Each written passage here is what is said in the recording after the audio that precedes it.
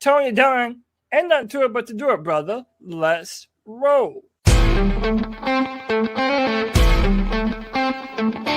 a world where Carolina Panthers fans have an insatiable thirst for Panthers news and opinions, only one podcast roars ferociously. It's the C3 Panthers Podcast.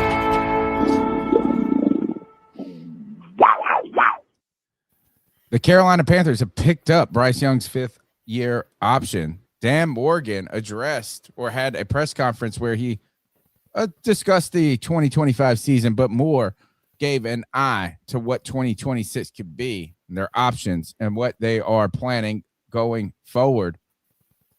Ikem Ekwonu has suffered a major knee injury in the playoff game versus the Los Angeles Rams, has not yet had surgery. There's not a timeline just yet. What will the Carolina Panthers be doing as a running attack faltered late in the season? Ikem Ekwonu and a very highly paid offensive line without a tackle, with needs at center and some other options or some other positions there. How much can they continue to invest financially? And Rico Dowdle, boy, in some cases or in some instances, particularly Panther fans on the internet, he looks like he doesn't want to be in Carolina. Dan Morgan met with him personally. We'll be talking all about that and the optionality of the draft. This is the C3 Panthers podcast brought to you, by us. It's Tuesday night, and I'm chopping it up with my wheelman, Cody Lack. What's good, brother? Tony Dunn. CK, C3 Legion. The season has officially come to an end, but the C3 Panthers podcast keeps pounding. We're back for another Tuesday night, and there is nowhere I'd rather be than sitting here with my boys talking Panthers football. Dan Morgan pretty much did a press conference and gave a state of the Carolina Panthers, and it was very revealing about the future direction of this team, where he thinks we're heading, the changes that need to be made, and some of the important decisions that have been made, like picking up Bryce Young's fifth-year option and retaining and extending Ejiro Evero. Tony Dunn, there's so much to talk about, but like we do every Tuesday, we're going to do it with the best damn Panther fans in all of YouTube. You know them and love them. We got our girl, Kristen Butler, in the building. Joey, the blind Panther Esquivel. What's up, brother? Your bastard son, White Chocolate Espresso. CJA, Sports Nut in the building. Rock Rhyme, Joust, Tim Stellings, Daniel Berry, Sports Highlights, and the real AP. Tony Dunn, it's a Tuesday night. Ain't nothing to it but to do it. Let's roll. The Panthers will be paying Bryce Young $26.5 million in 2027 as they picked up the fifth-year option. He finished the season with career high in completion percentage, 63.6%, 3,000 yards, and 23 touchdowns. Expect Brant Tillis. Hopefully he stays in Carolina and figure out how this works. The number's 252-228-5098. My name's Tony Dunn. That's the man with the golden pipe. CK, good to be with you, brother. Hey, man, listen, it's been a fun year of back and forth and roller coasters and feeling like the sky is falling to feeling like we were on top of the world one week to the next. It's been a bipolar season, to say the least. But, I was shocked to actually see how revealing some of the things that Dan Morgan talked about. And more concerning is the fact that that the moment that they hired Dave Canales, that they decided to extend Evero at that point, which was an interesting thing that I think we're going to talk about. But, it's... Is that the hidden thing, CK, in a way? Because I felt like we thought that his contract was coming to an end, and then we learned that when they brought in Canales, they restructured his contract? That's what it sounds like. It was like they had a conversation with him, and found that there was mutual interest in sticking around and extended his contract. And the interesting part about this is that they did say that no matter what, he is going to be the coordinator next year, barring him getting a head coaching job or something like that. But I think we can all agree that there's not a single outside of, I can't even imagine who would hire him right now, because it's not as though he's coached up a top 10 unit by any stretch. But hey, listen, we're going to have consistency going into year 4, and if Evero was able to turn the defense around as much as he did this year, maybe there's some hope for him to be able to do something that's really impressive next year. But I worry that we're going to waste the actual opportunity at a rebuild on a guy who's been largely unable to build a defense that has been able to perform at a high level throughout an entire year. And I'm telling you, we watched these playoffs this weekend, and defense is the key on most of these games. I don't care who, like CJ Stroud fumbled 5 times. That was a fluke. It was so fluky. My point being is, like, it does not matter who. I mean, the quarterback is important. Don't get me wrong. But what was the difference maker between those games that were super close or the ones like that Steelers? It was the defense. That final score was not indicative of anything of what the Texans' offense looked like, even in the slightest. Right. Even it was it was and to be fair, one of those was a defensive score. So 2 of them, wasn't it? Weren't there 2? Was it 2? Yeah, I think they had 2 pick sixes.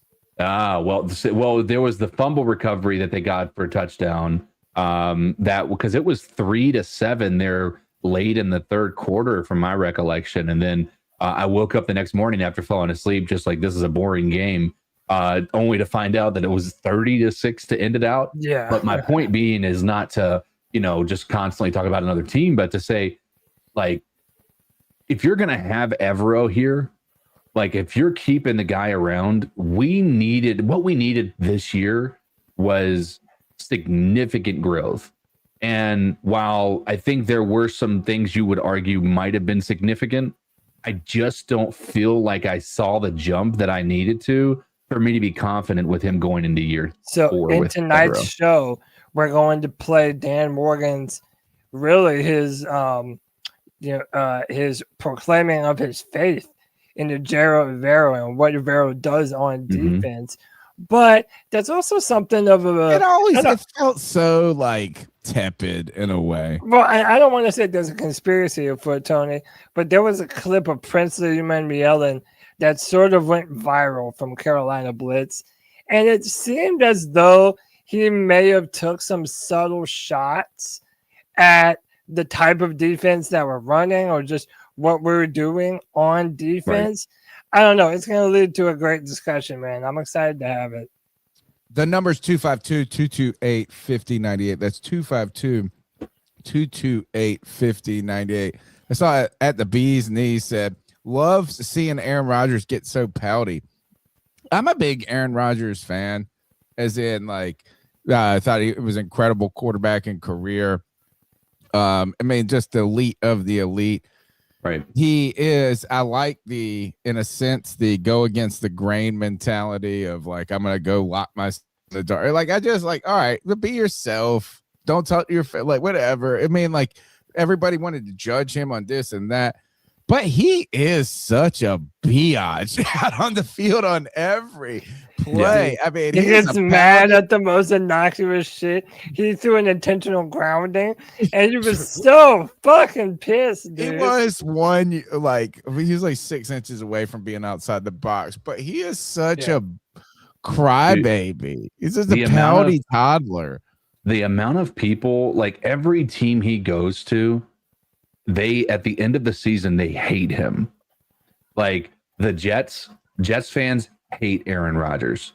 The Steelers fans hate Aaron Rodgers. Even though they got to the playoffs this year, they hate Aaron Rodgers. Like, it's one of the most crazy moments that one of the crazy anomalies in my mind when it comes to a quarterback that has a Hall of Fame career like he does, and that is just nobody likes him. Like outside of like Joe Rogan and Pat McAfee and these guys, like it's just like feels like the dude is just widely hated. Well, at least now we don't have to worry about the NFL trying to do with him what they did with Peyton Manning, like trying so hard to push to get him a final Super Bowl and what might be his final season. Like, yeah, good riddance, man. All right, fun stuff. A lot to talk about. A lot of moves in the NFL. In fact, we'll have to, I mean, obviously get into that. The playoffs abound. Great games. Great games throughout the playoffs. And even the stinker of a game last night's had some boring excitement to it because of all the aimless fumbles or the wildly dumb interceptions or Aaron Rodgers' final touchdown pass to the wrong team, right? You think of this, though.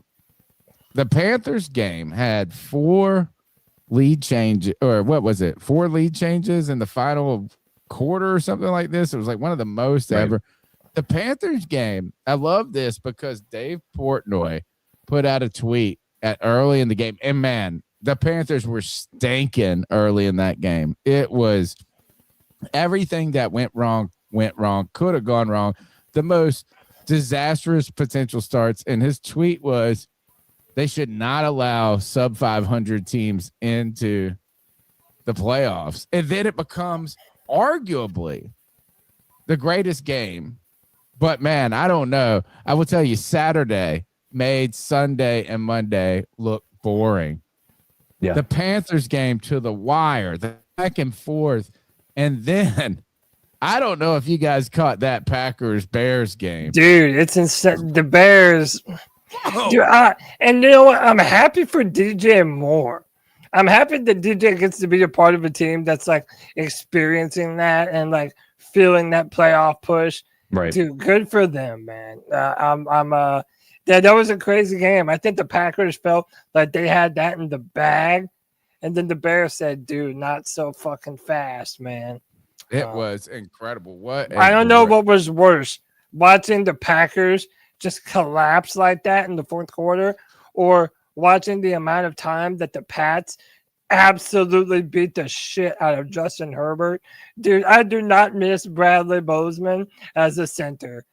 They showed at the bottom of the screen, he's the bottom ranked center of all centers according to PFF. It's just, I don't miss it. But yeah, Herbert's, he's going to need to ice up. Yeah, man. Good look is it's nice to football to be competitive, the parity that they wanted, and it was nice for the Carolina Panthers to be involved in that. But let's get into this. The 2020 is complete. The Carolina Panthers finished with a playoff berth.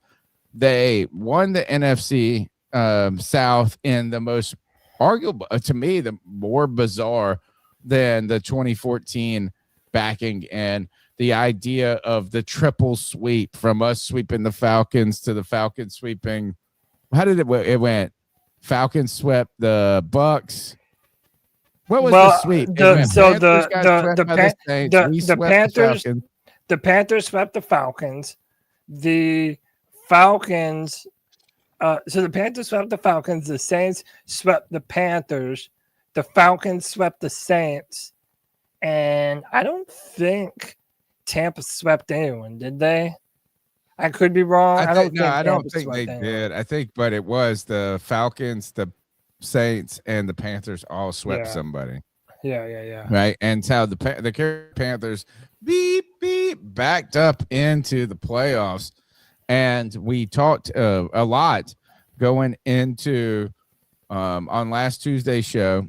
And we discussed it in the post-game show. By the way, I was feeling too good on that post-game show. I was feeling that happiness to the man, my boy. I went back. I had to clip some stuff. I was like, oh, man, my face. Lord, I don't need this much happiness. I ain't been around happiness too much. I got into that. I was dancing. I was taking shots. I was doing all the things. But we backed up in that. backing up in there. 3 potential outcomes for that game, though, were the stunner, which, boy, you're one play away. You're one stop away from it. We're here talking about being in the playoffs still. It was so close. I don't feel like, though, at any way this was a loss. I know that it hurts and you still want it. You want to get it. The second option was exactly what we did. Slugged with the best. We're one of the better teams. Did not get forced into these odd conversations of Bryce Young to where should you pick up the 5th-year option? Should you, look, and we'll talk about this as we talk about this directly in the show, how those things that happened today potentially would have been larger questions where the team would not have done it if the third option the Carolina Panthers just got mollywomps, which was looking like a potential opportunity as they started out down 14. But the Carolina Panthers slugged back and forth. The defense played, made some plays. Bryce Young had one of the best games of his career. Played he was good. He was good. There's nothing to it but that the Carolina Panthers running attack still strangely was not as effective as it has been. But back to the basics and Chuba Hubbard being around. This slugfest, the Carolina Panthers punching above their weight with the Los Angeles Rams, leads to this today, or at least I guess it was announced today, the Carolina Panthers have extended the 5th-year option or already picked up the 5th-year option. No waiting, no debating on Bryce Young. He did enough. This quarterback class does not seem intriguing enough. That does not mean that Dan Morgan has not said he's interested in continuing to build some competition in that room with younger players. But they then also gave their weight to Ejiro Evero. Cody. Yeah. Dan Morgan addressed it. Where are we starting tonight is right away. Dan Morgan, he comes out and he says this is here is you go ahead and tell us where we're starting because I have a list of some quotes that I put together too as well. Yeah, so listen, I mean, this is pretty much a summation of our season. And to give you sort of a glimpse of what we're doing going forward tonight, our show is built around things that Dan Morgan talked about in his press conference. And I have some clips to go with each of these, and we'll talk about them as we get to them. But Tony, you mentioned the 3 different scenarios, right? We could win, which would have been incredible. We could have gotten absolutely humiliated. And the third option, which is what we did, is that we could have presented ourselves respectfully, showed that we belong, that we damn near beat the Rams again. We already beat them during the regular season, and it really showed you a glimpse of what the Carolina Panthers have been able to do in a short amount of time. Keep in mind that Dave Canales and Dan Morgan have been here for 2 years. And if you look back at the state that we were in, and all these people in the chat room, they've been with us for a while. They've been here through the good times and the bad. Everyone knows how bad it was to be a Panthers fan and what we were going through all the endless, obfuscations of Matt Rule saying, oh, hey, Jay-Z needed 7 years. Then you had Frank Reich, who was supposed to be the guy to take our quarterback to new levels. That didn't happen. He was one and done. And the immense burden that was placed on the shoulder of both Dan Morgan and Dave Canales was immense. It was absolutely immense. Yeah. And going forward, they say that they expect to win right now. He says he feels like he knows what the team is and what the team is heading into in 2026. I want to play a little clip of Dan Morgan talking about the atmosphere inside of the stadium. Let me take this down. So this is the atmosphere inside of the stadium and what it was like during that playoff game. And if you got to be there, you saw how incredible it was. It was really awesome. But this is what Dan Morgan had to say. I mean, just to hit on that a little more, but like that atmosphere was unbelievable. Like I was here in 2003, 2004 when we played the Cowboys in that playoff game, and I've never seen the crowd like that. So again, that was unbelievable and really a credit to them for showing up and showing out and supporting our team. So yeah, it's definitely what I envisioned when I took this job. But I see even bigger things moving forward to where this is going to be a consistent thing and not just a flash in the pan. I mean, So that's Dan Morgan. And he says that this is going to be a consistent thing and not just a flash in the pan. And Well, it man, needs to I'm be. hoping that he's right. It It needs to does be. need to be. It does need to be. And my final point, and this is sort of what I want to talk about.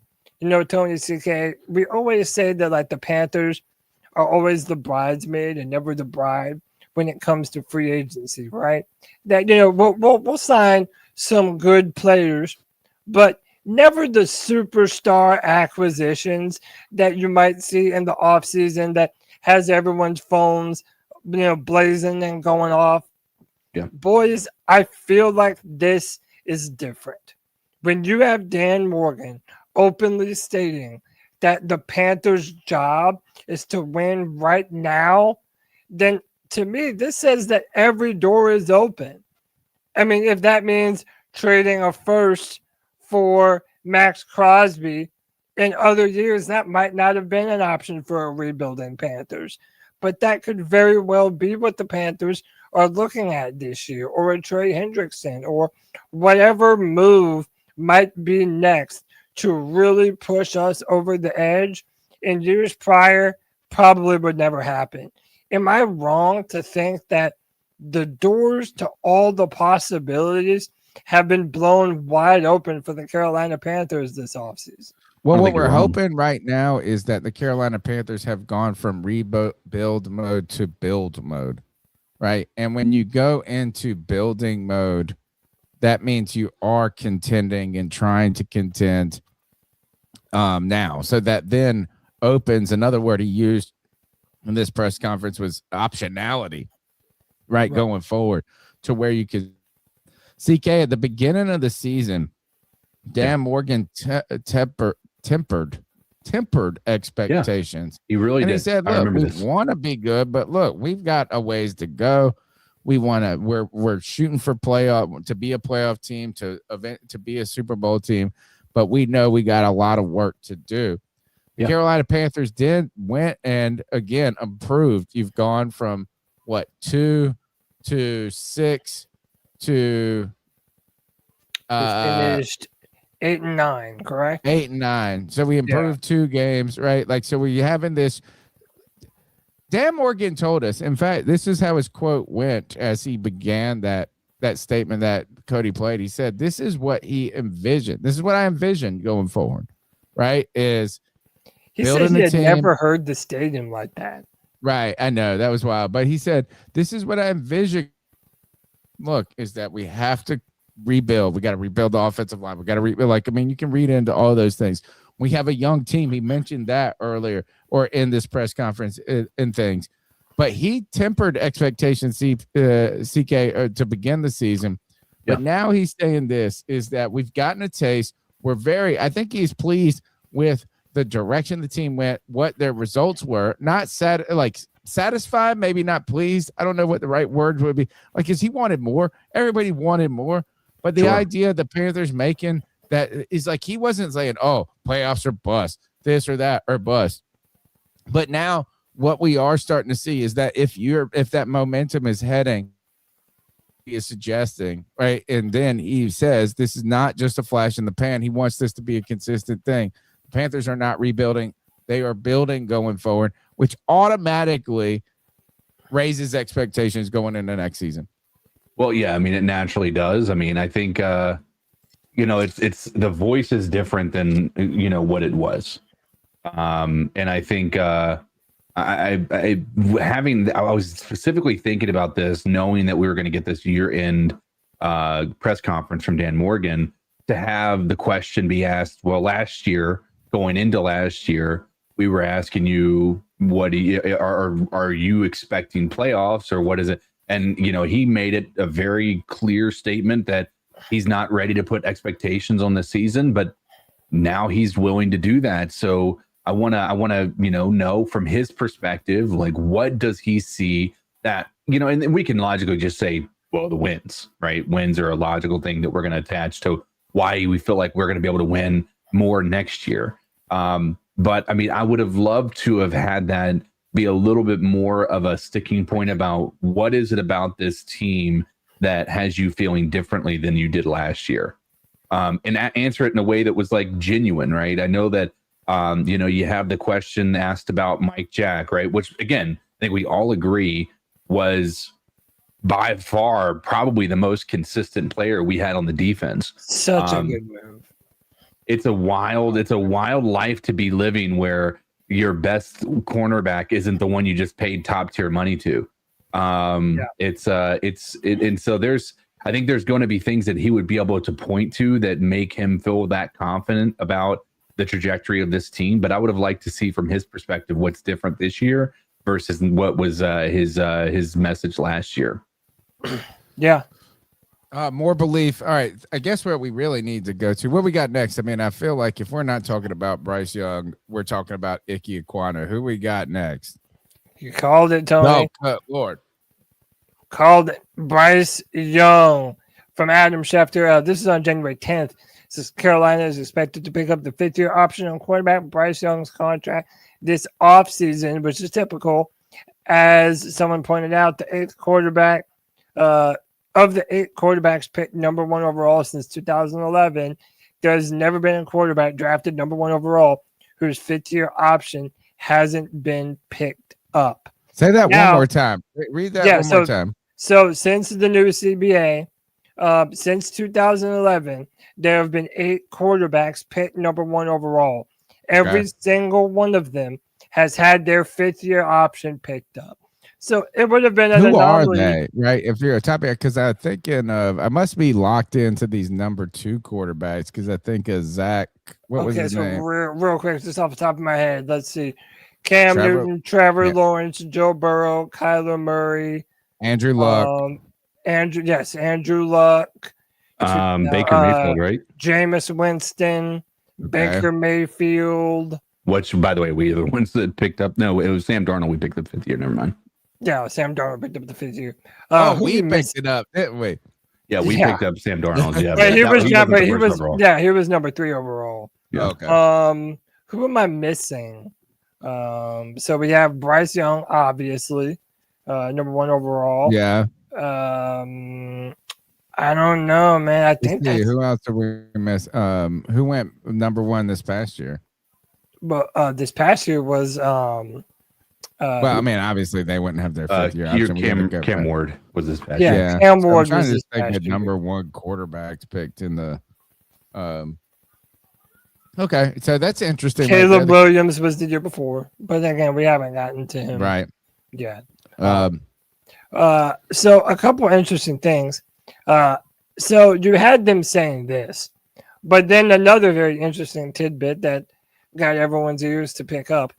Dan Morgan said that he's open to bringing in a young quarterback to develop behind Bryce Young and would like to add competition to every room. Prior to that, what do you think about this, guys?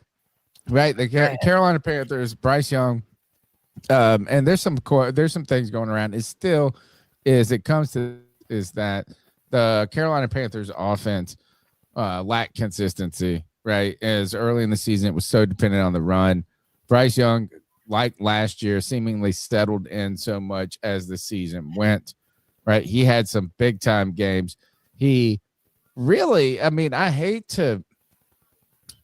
don't know if this is true, but Cam was a momentum player in so many ways. Is that like when the momentum got rolling, he became unstoppable. And I know if the real AP is in here, he's like, oh, already talking about Cam, right? But I think Bryce Young too has a momentum component to him.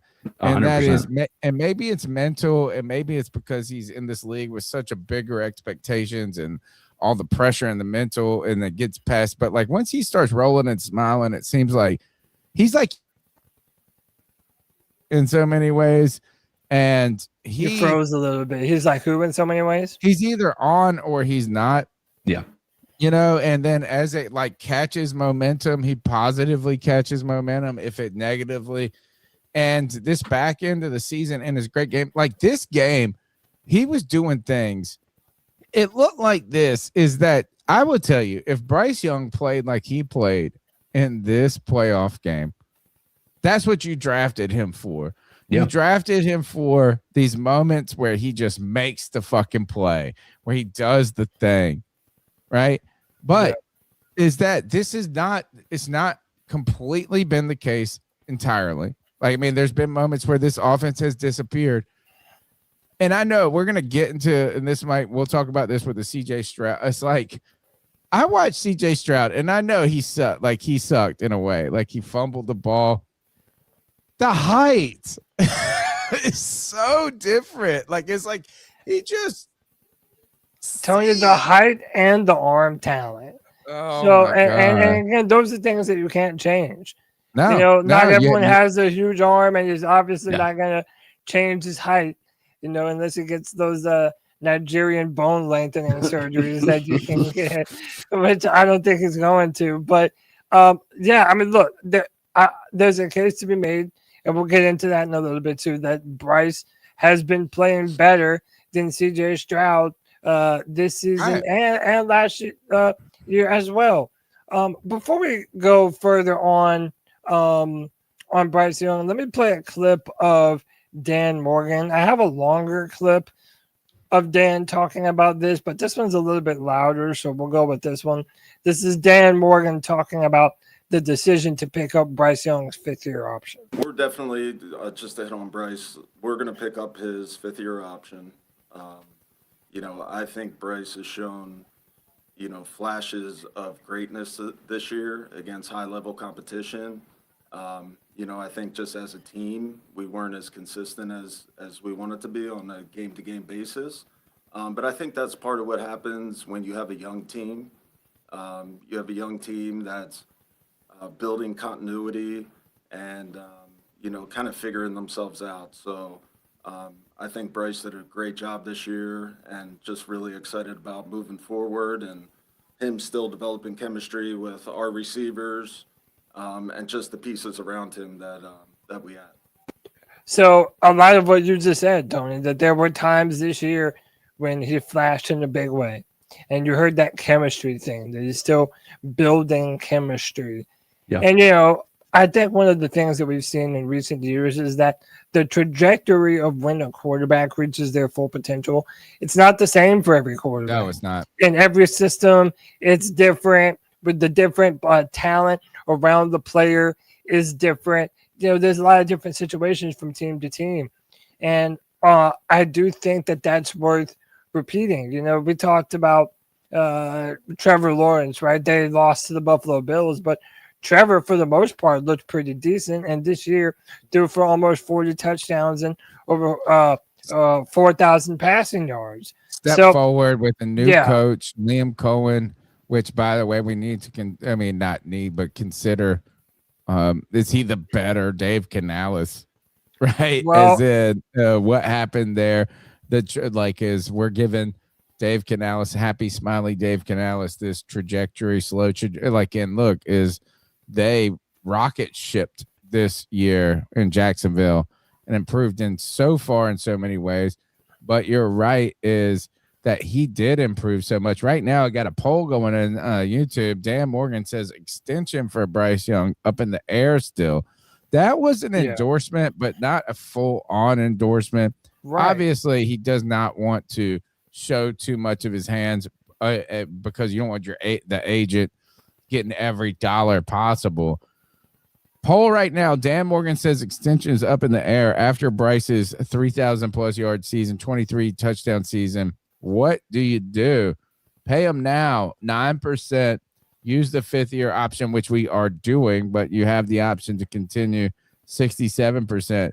24% people want him to prove more in 2026.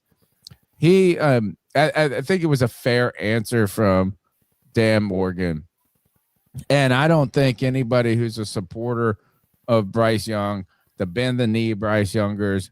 And I mean, I'm after that game, I was like King Bryce, right? And not that I like have that so in such unwavering faith like I've had for other players that I've loved. But like, I mean, he did what he was asked. And like, I mean, this guy played above his station so much there. But I think that was a fair example, a fair comment from Dan Morgan. What do you think though about the competition? What is that component? What does that mean? Is that a little bit of just GM speak, or is there something more to it?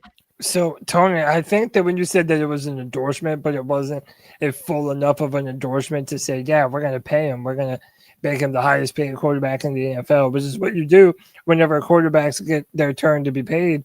To me, I think it says that they understand that there have been some inconsistencies to Bryce's play. And then having a young upstart who's, potentially looking to take a job right behind Bryce would be more beneficial to him than a washed up Andy Dalton who's, going on 37, 38 years old. He's terrible. Yeah. And Bryce probably doesn't have any fear about, his job potentially being taken. And that's very interesting to me. And Tony, I said during the postgame show, I'm not willing to call him King Bryce. When I call him King Bryce, that means I'm saying, yeah, pay him now. This is the guy that I trust under center for the Carolina Panthers for the foreseeable future. I don't think that Bryce has earned that yet. And the fact that he was probably averaging 150 passing yards per game this year is an echo of that. That's not the type of quarterback that you pay big time money. However, seeing the upward trajectory, seeing as how there have been performances like against the Rams, like against the Falcons, against some of these other teams where you were able to see glimpses of the quarterback that Bryce Young was drafted to be, it makes them say, okay, let's have another year to build around him, add pieces to the offense, maybe add another weapon, and you add a little bit of pressure behind him. A player that I would love to see is, tell me if you remember this name, Malik Willis, who was the backup quarterback for the Green Bay Packers this year. I think he would be perfect behind Bryce Young, although there is some talk that he might be a starter this year, somewhere else, or next year, somewhere else. I don't know. But a player of that caliber sitting behind Bryce Young to push him, and on top of the pieces you'll add in the offseason and in the draft, that might be enough to finally push Bryce to that final form that we've been waiting to see from him.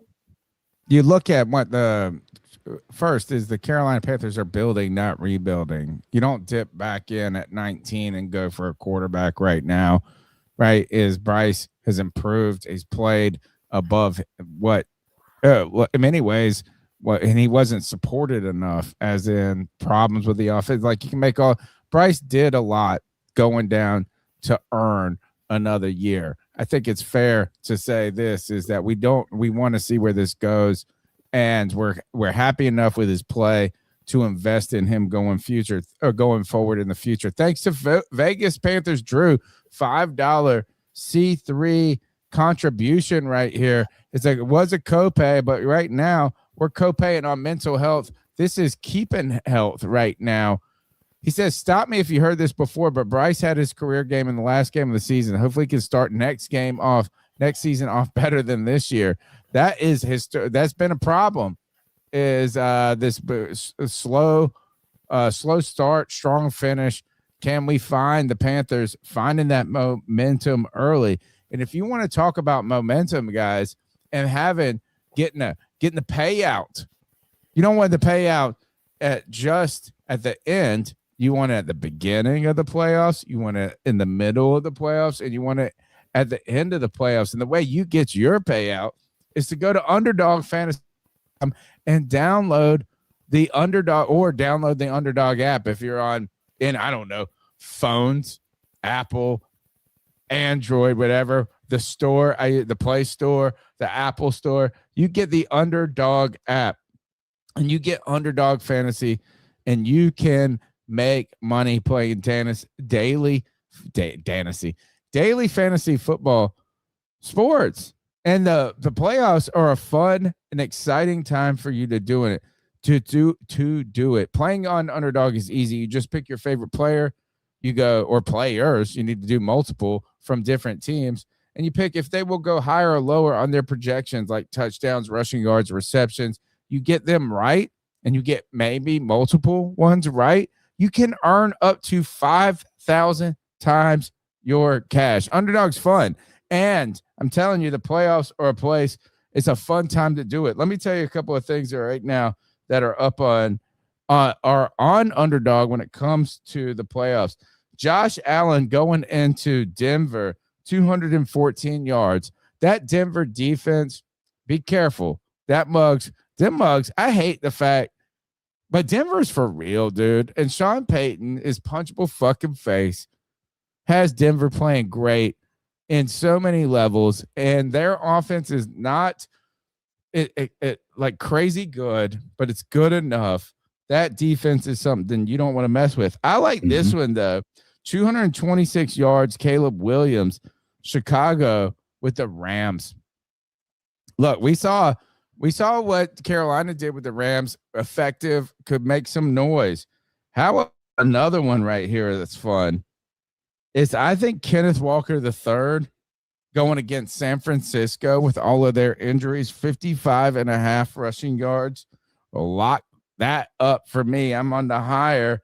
And Matt Stafford, 270 yards against the Bears.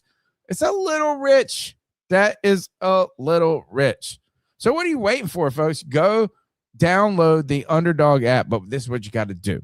You got to use the promo code C3P. When you download that app and you deposit your first $5 and you use the promo code C3P, you get $75 in bonus entries. You must be 18 plus, 19 plus in Alabama, Nebraska, 19 plus in Colorado for some games, 21 plus in Arizona, Massachusetts, and Virginia, and present in the state where Underdog Fantasy operates. Terms apply. See ss.underdogfantasy.com/web/play and get term _DFS_.html for details. Offer not valid in Maryland, Michigan, New Jersey, New York, Ohio, and Pennsylvania. Concerned with your play? Call 1-800-GAMBLER or visit www.ncpgambling.org. NY. Call the 24/7 Hope line at 1-877-8-HOPE-NY or text HOPE-NY 467-369. Cody Lack. Man, Yes, Bryce sir. has been, he's like, look, it's the focus. They confirmed the 5th-year option. Big deal. And really, this was the right move. Where, CK, think about that. Where else would the Panthers do? Like, what else would they have done? I like how they came out on day one and said this right away. There's no waiting period. There's no wish-wash period. How do you feel about the 5th-year option, day one, just saying this is what we're doing? It feels like it's just like it should be. Right. It's not a, I mean, they knew what the answer was. I think they knew what the answer was before they made this, before the season was over. I think it was pretty clear what their plan was.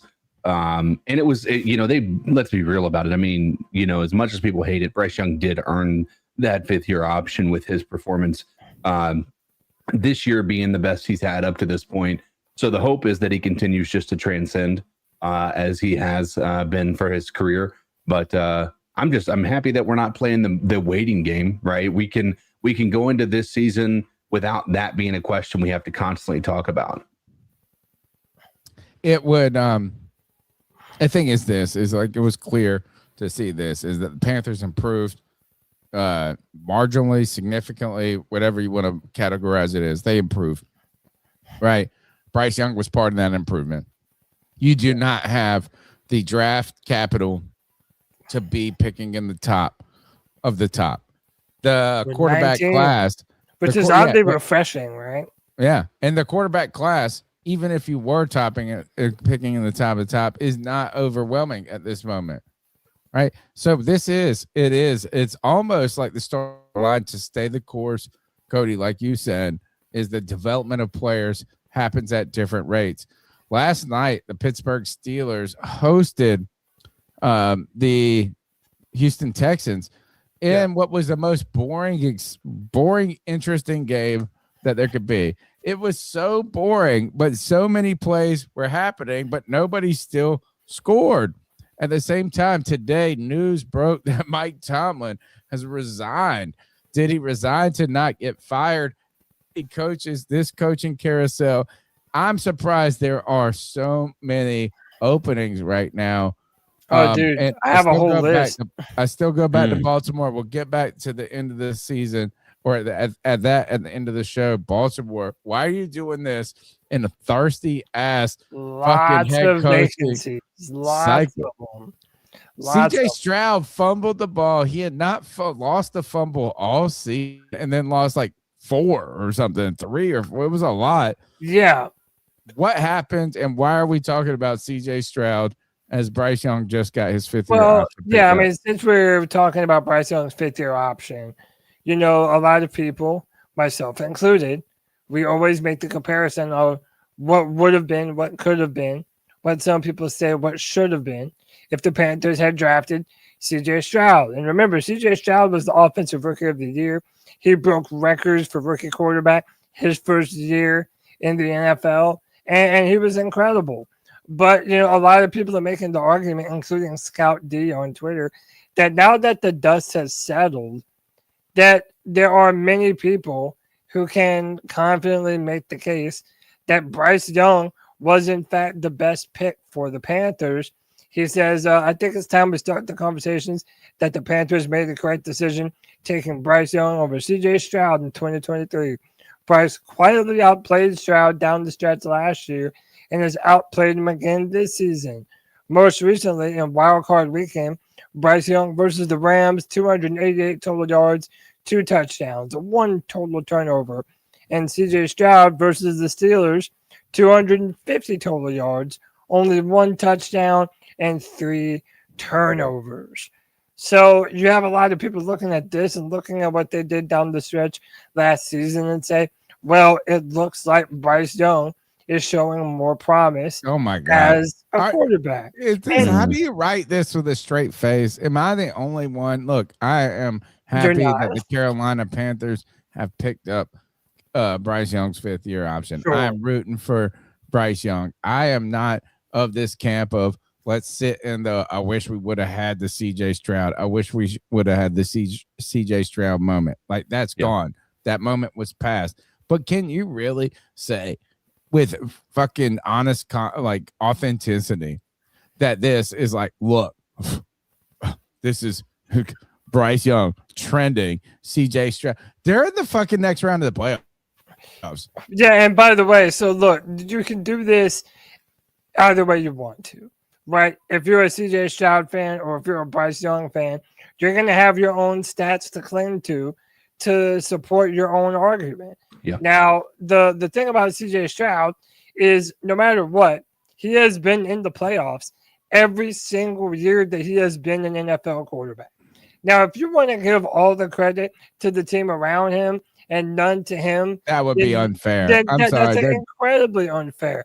And even though CJ Stroud did not play well last night, there were a couple throws that he made. Fucking incredible, dude. That were downfield darts. That were arm talent. And that was an anomaly, Cody. Yes. Well, it's like this. It was somehow they got the yips of snaps. Right? It was not this like he was just throwing picks. I mean, he threw this one kind of pick that like sucked. Like every time they got down and something happened, he threw a pick and it was like guy made kind of a play. But look, we've excused all of this. There is CK is CJ Stroud and Bryce Young existence don't have to be negative. Right? It's can they grow together? The Carolina Panthers picked up the 5th year option on Bryce Young, but guess what? The Houston Texans also did. Picked up the 5th year option. They're probably going to extend him in the offseason, whereas I don't think they're going to do the same for Bryce. And it does not have to be an either or here. And I don't know what I love. I don't know if I love this comparison is like, oh, one's trending up, one's trending down. I don't. Right. Where do you feel about it? Yeah, go ahead, CK. I mean, I don't think that it's a fair comparison. Number one, obviously, you're going up against the Steelers, and that defense is obviously one that's a higher top flight. They're really kind of the reason that they made the playoffs, if we want to get technical. Home game, yeah. played well, right? Their offense wasn't prolific this year by any stretch of the imagination. I think we saw the best that they had to offer, and so I think. I think that to have this game is similar to one of Bryce Young's worst games. I think if anything, what this does is it allows us to offer grace in those moments when there's an anomaly for Bryce that nobody wants to give him credit for his anomalies that are Panthers fans who maybe don't like Bryce Young, right? CJ Stroud has anomalies, and there are games where you'll watch it and you're like, dude, that's an incredible throw, right? I think where Bryce Young and CJ Stroud are different is the anticipation throws, I think, is what they're talking about with Bryce Young. He can, when everybody's on the right page, meaning routes are run the right way or what have you, the anticipation's supposed to be there for Bryce. But my issue with Bryce in the comparison to CJ Stroud is I just think CJ Stroud can get the ball where it needs to go quicker. And it's I feel like it's a lot harder to intercept those balls. But I also think they can come out a lot less pinpoint than they need to be because he's putting so much on it. It's sort of like if anybody's into golf, people who are long drivers, people who drive the ball really far, usually have a harder time at aiming that ball.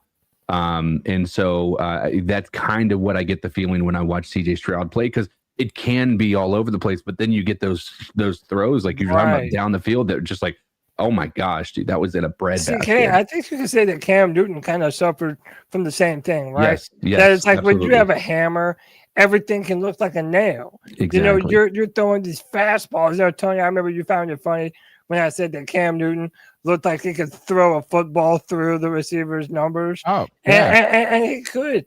But I do think, though, that whenever you don't have that tremendous arm talent, you make up for it in other ways. So, for example, Peyton Manning did not have a cannon for an arm. He had a good arm, but he didn't have a Josh Allen, John Elway, Dan Marino style bazooka. That wasn't his game. But he operated like a surgeon under center when he started playing in rhythm, understanding the offense, what the defense was doing on any given play. Like, he was a master of his craft in that way. And as Bryce continues to build, that's what he's looking to build into. The term game manager, I feel, gets thrown around so much, and oftentimes it kind of loses its meaning. But I do believe that you can be an elite NFL quarterback while also being a quote-unquote game manager. It means that you will manage the game to an elite level of efficiency. And I think that's what we're wanting Bryce to evolve into naturally. Whereas CJ Stroud, if you want to say he's had a better offensive line or that he's had the opportunity to play with some better wide receivers, that's fine. But I agree with you, Tony. Right now, to me, if I'm just judging these two in a vacuum, not projecting their future, just judging what I have seen from them as quarterbacks, I would still say that CJ Stroud has produced some higher highs than Bryce Young more consistently. And I don't think that's being unfair. To me, that's just speaking the truth objectively. I don't think it has to be a negative. I don't think we have to shit on Bryce, to shit on CJ Stroud to celebrate Bryce Young. Right. Sure. And I really have been I'm glad the Carolina Panthers are picking up the 5th-year option. It's not an either or. I don't want CJ Stroud. It's no longer that question right there. Is the Houston Texans defense is so legit. Somebody brought this up in the chat. Man, it was crazy watching that game, and you just see this is they just said they're not doing anything special. They're just fucking putting 4 out there. Who was that guy? Who was the guy last night that was just in on every play? He was a top pick 2 or 3 years ago. Will Anderson? No, it wasn't Will Anderson. It was the other one. For the Texans? Yeah. You mean the guy who came from the Vikings? You're talking. Wait, are you talking about a defensive player for the Texans? on the front four. There was two of them. It was hold on here and look. Let me Google. No, it's on the tip of my tongue. He played for the Texans. He played for the Vikings, and then he went to Houston. Chad will probably get it before Danielle Hunter. Dude, this guy. Danielle Hunter's a fucking madman, dude. Monster, dude. Yeah, he's awesome. Damn. So he came from the Vikings? Yeah, he was with the Minnesota Vikings. What the fuck were they thinking? Yeah, man, he was just a free agent. This guy just wrecked that game by himself. You're listening to the C3 podcast. The number's 252-228-5098. 5098. That's 252-228-5098. Did you know that Dave Canales? This is not good news. This is not good news. Dave Canales confirmed that Ekwonu suffered a ruptured patellar tendon in his right knee, which I don't even know now. I thought it was ACL, PCL, MCL. But now they're calling it a patellar tendon. Is that the PCL? But I don't know. I think that they're all just different parts of the knee. I didn't know this was another part of the knee. I thought it was ACL, MCL, PCL. But guess what? This is not good news. And fuck this shit is that Ekwonu he fucking suffered this injury. I'm sorry, Lord. Joe, man, I'm sorry, I should not be using that language.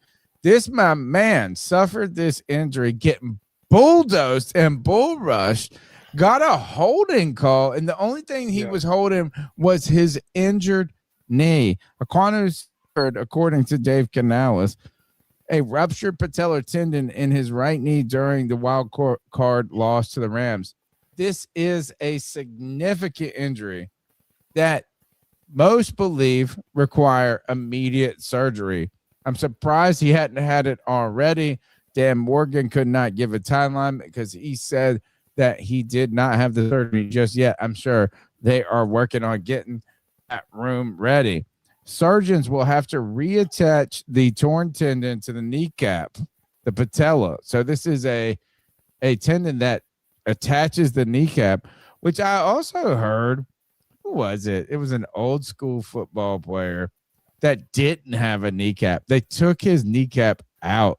Oh, John, it wasn't. You remember John Candy? Did anybody watch the John Candy? The movie or the actor, John Candy? Yeah. Do you remember? Yeah, I know. Has anybody seen the new documentary? That's just incredible. Gosh, who did it? Tom Hanks' son did it. It's so good. No, and John Candy suffered a knee injury in high school, and he didn't have a kneecap. So guess what? He didn't get his patella tendon reattached, but surgeons will reattach the torn tendon to the kneecap, often drilling small holes into the bone to anchor those sutures. There's a 6 to 12 month window. While some players have returned sooner, a typical timeline is 6 to 12 months. You're talking a year injury. If you're rushing back, you're talking about getting on the field when the Carolina Panthers start. There have been other players that have done this, and Dave Canales has been on the team when they did it. Jimmy Graham suffered a similar injury in November of 2015 and was back the following season. But the difference is very different. The difference Canales admitted was very different because that's a smaller human being than a 320-pound offensive lineman. This brings up a lot of questions. Not only was Ekwonu walking into an extension type year, the Carolina Panthers offensive line, who they have spent so much money on, now maybe this saves them $1. How do they deal with this? Do you patchwork? Do you patch repair it temporarily, or do you start even thinking about looking to the draft or looking for another option This is a dirty side of the business, right? Ikem Ekwonu injury, significant. And this is why players get your money. Yeah, Get your this money. is why every player that has the opportunity to get paid, they fight like hell for those big dollars, man, because you never know when something like this will happen. Let me let you guys hear Dan Morgan talking about Icky, and then after that, we'll have a full discussion about the future of the left tackle position for the Panthers going forward. And if it's low, my apologies. This is the loudest video I can find of Dan Morgan speaking about this. Yeah, we have to plan accordingly, and which we'll do. We'll gather up, I'll talk with Grant, I'll talk with. Oh, it's very. Yeah. We'll come up with a plan as we gather more facts. Come up with a But plan yeah, as we it's gather more just facts. Too early right now to, really know timeline-wise when he's going to be. Yeah. And the contract discussions. Yeah, contract stuff, again, that stuff, it's 2 days removed from the season, so myself and Brand and Coach Canales. So, You ain't getting the money, bro. Sorry. It's so rude. So listen, man, this is tough. I mean, look, I'm remiss to bring up the days where me and Tony were talking about how we have not had a franchise left tackle on the Carolina Panthers since Jordan Gross. And look how long it had been when me and Tony and CK and Greg were pounding the table to build that wall. Here in Carolina, part of that was to find a franchise left tackle. And, but it was a rough start.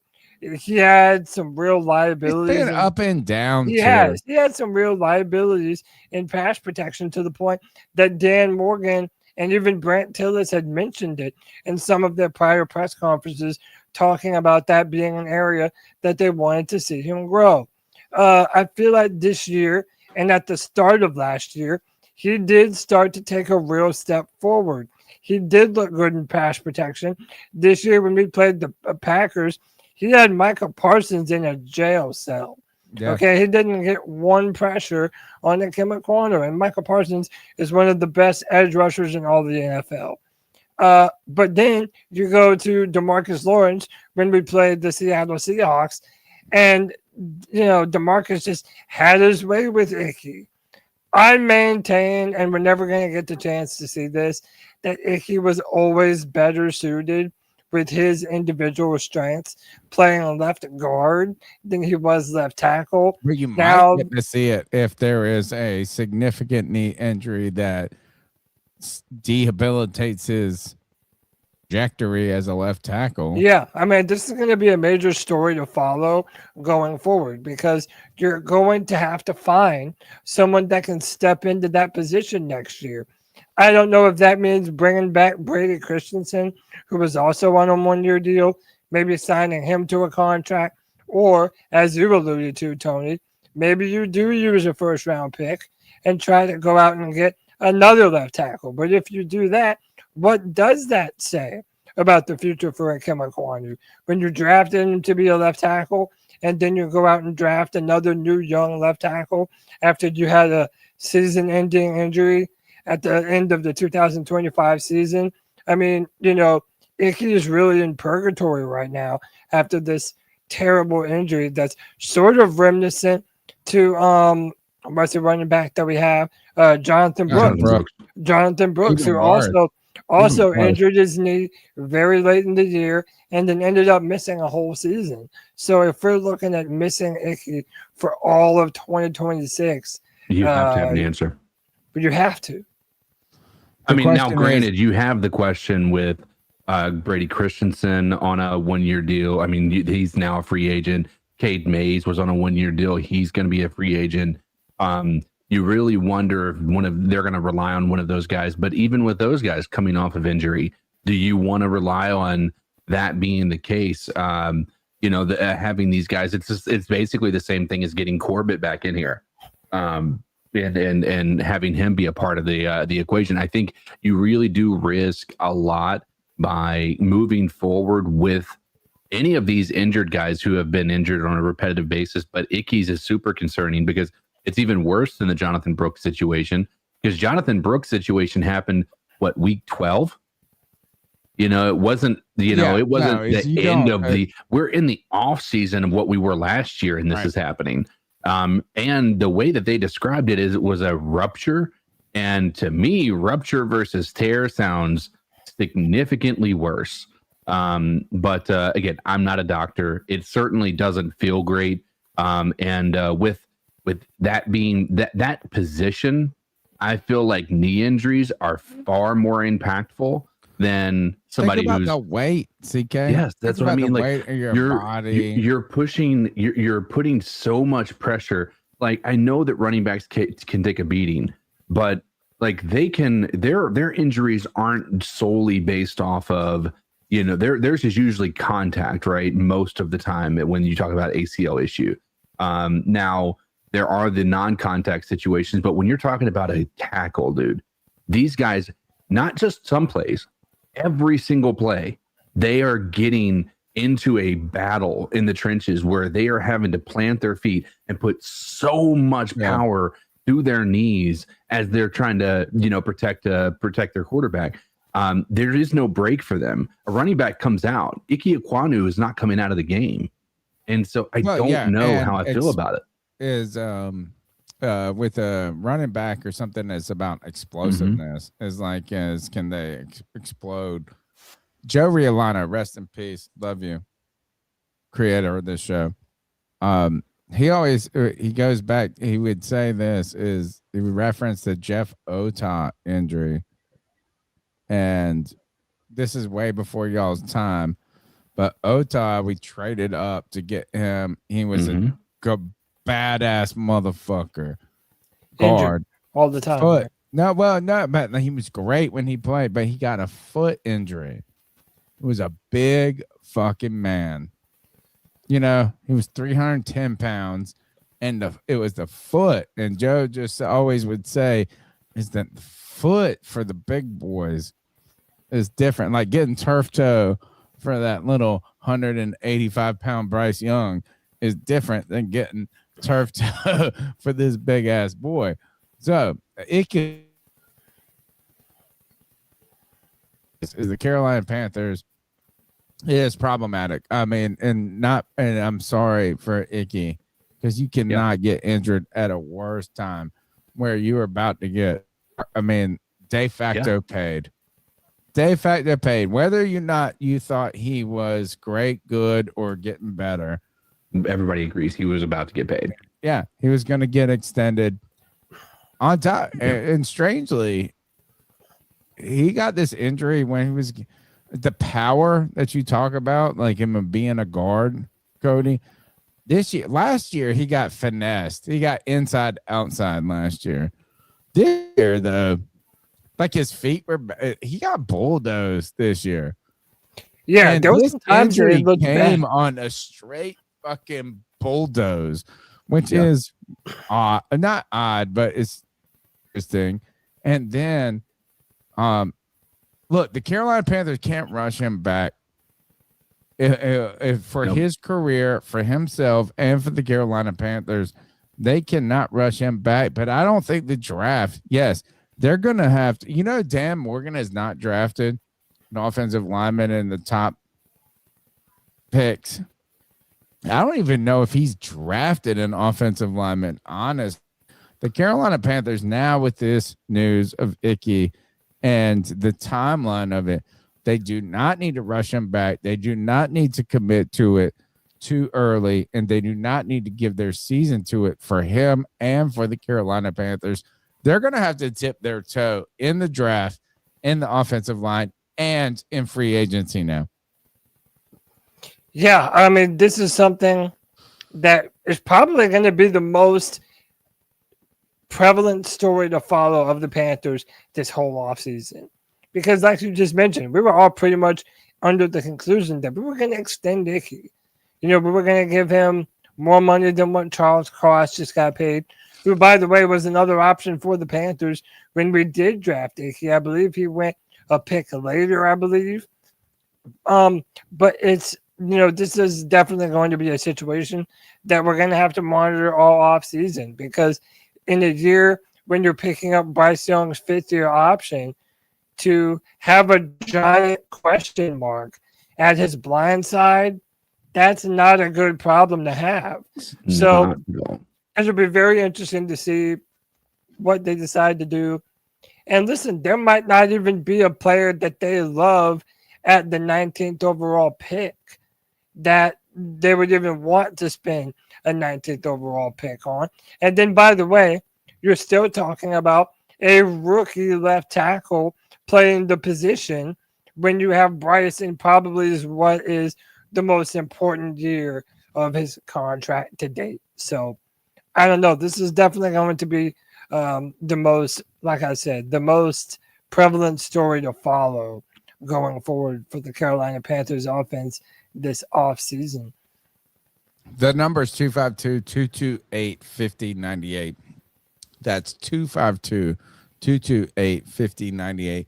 Discussing Dan Morgan's recap of the 2025 season and blueprint going forward. Rico Dowdle in the news. Yes, Cody. sir. Rico Dowdle, who became electric mid part of this season.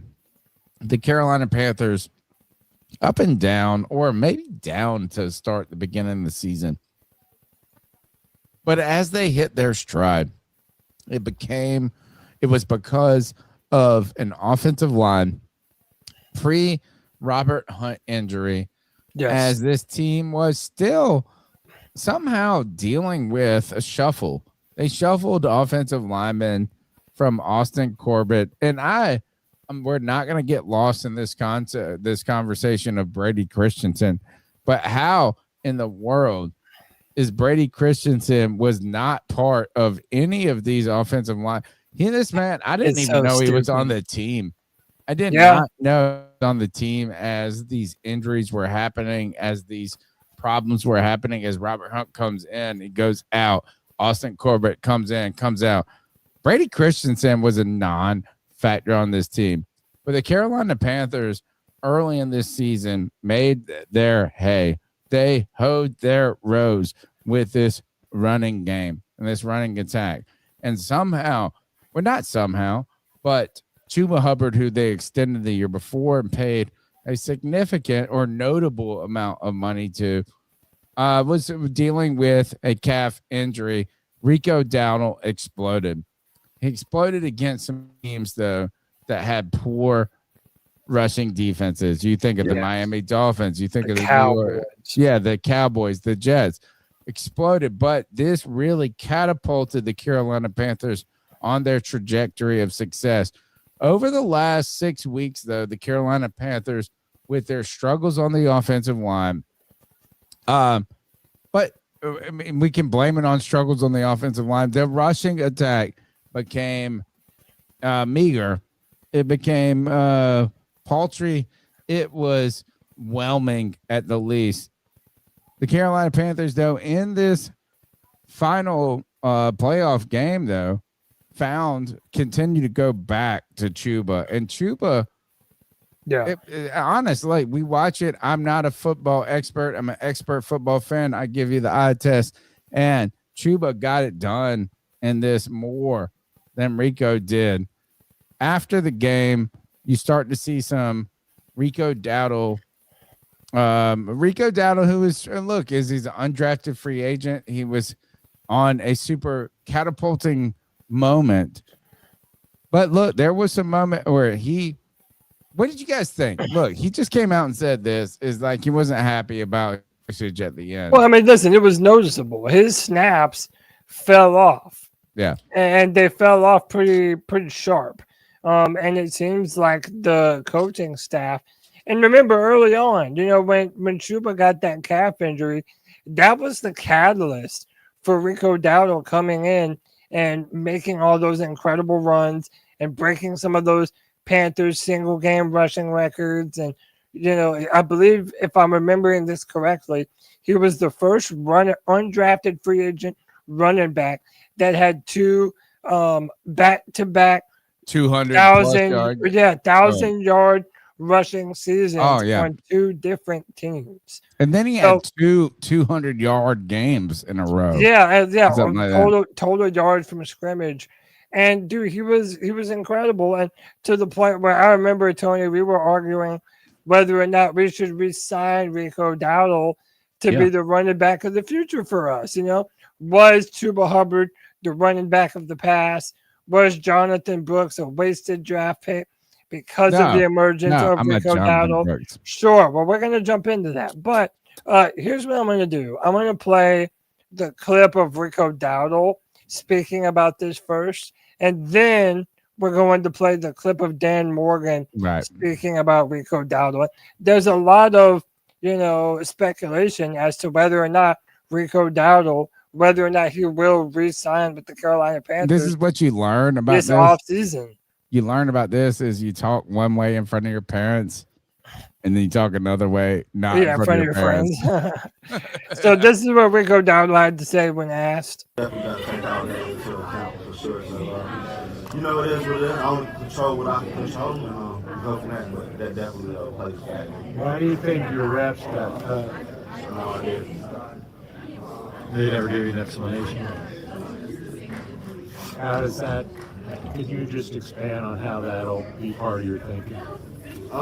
Just obviously for me, just wanting to be a guy who can go out there and just get the ball, trying to let it run.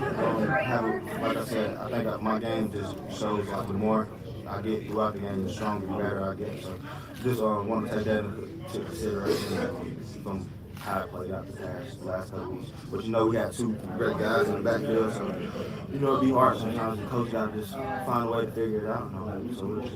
And he's always been very cordial when talking about Chuba Hubbard and Trevor Etienne and what they've been able to do on this team this year.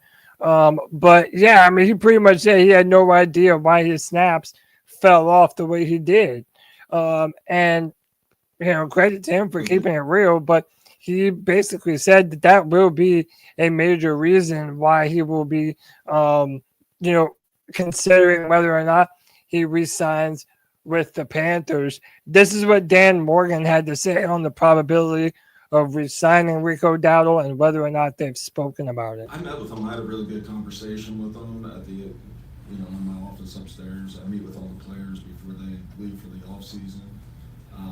He didn't give me any indication of that. I thought we left on a good note. We'll see where it goes from here. We'll just take it day by day. So very non-committal. Tony, I'll just, I won't leave anyone hanging. I'll just put my cards on the table. I think we have seen Rico Dowdle play his last snap as a Carolina Panther. There's no way the Panthers go into 2026 with 4 running backs on the roster.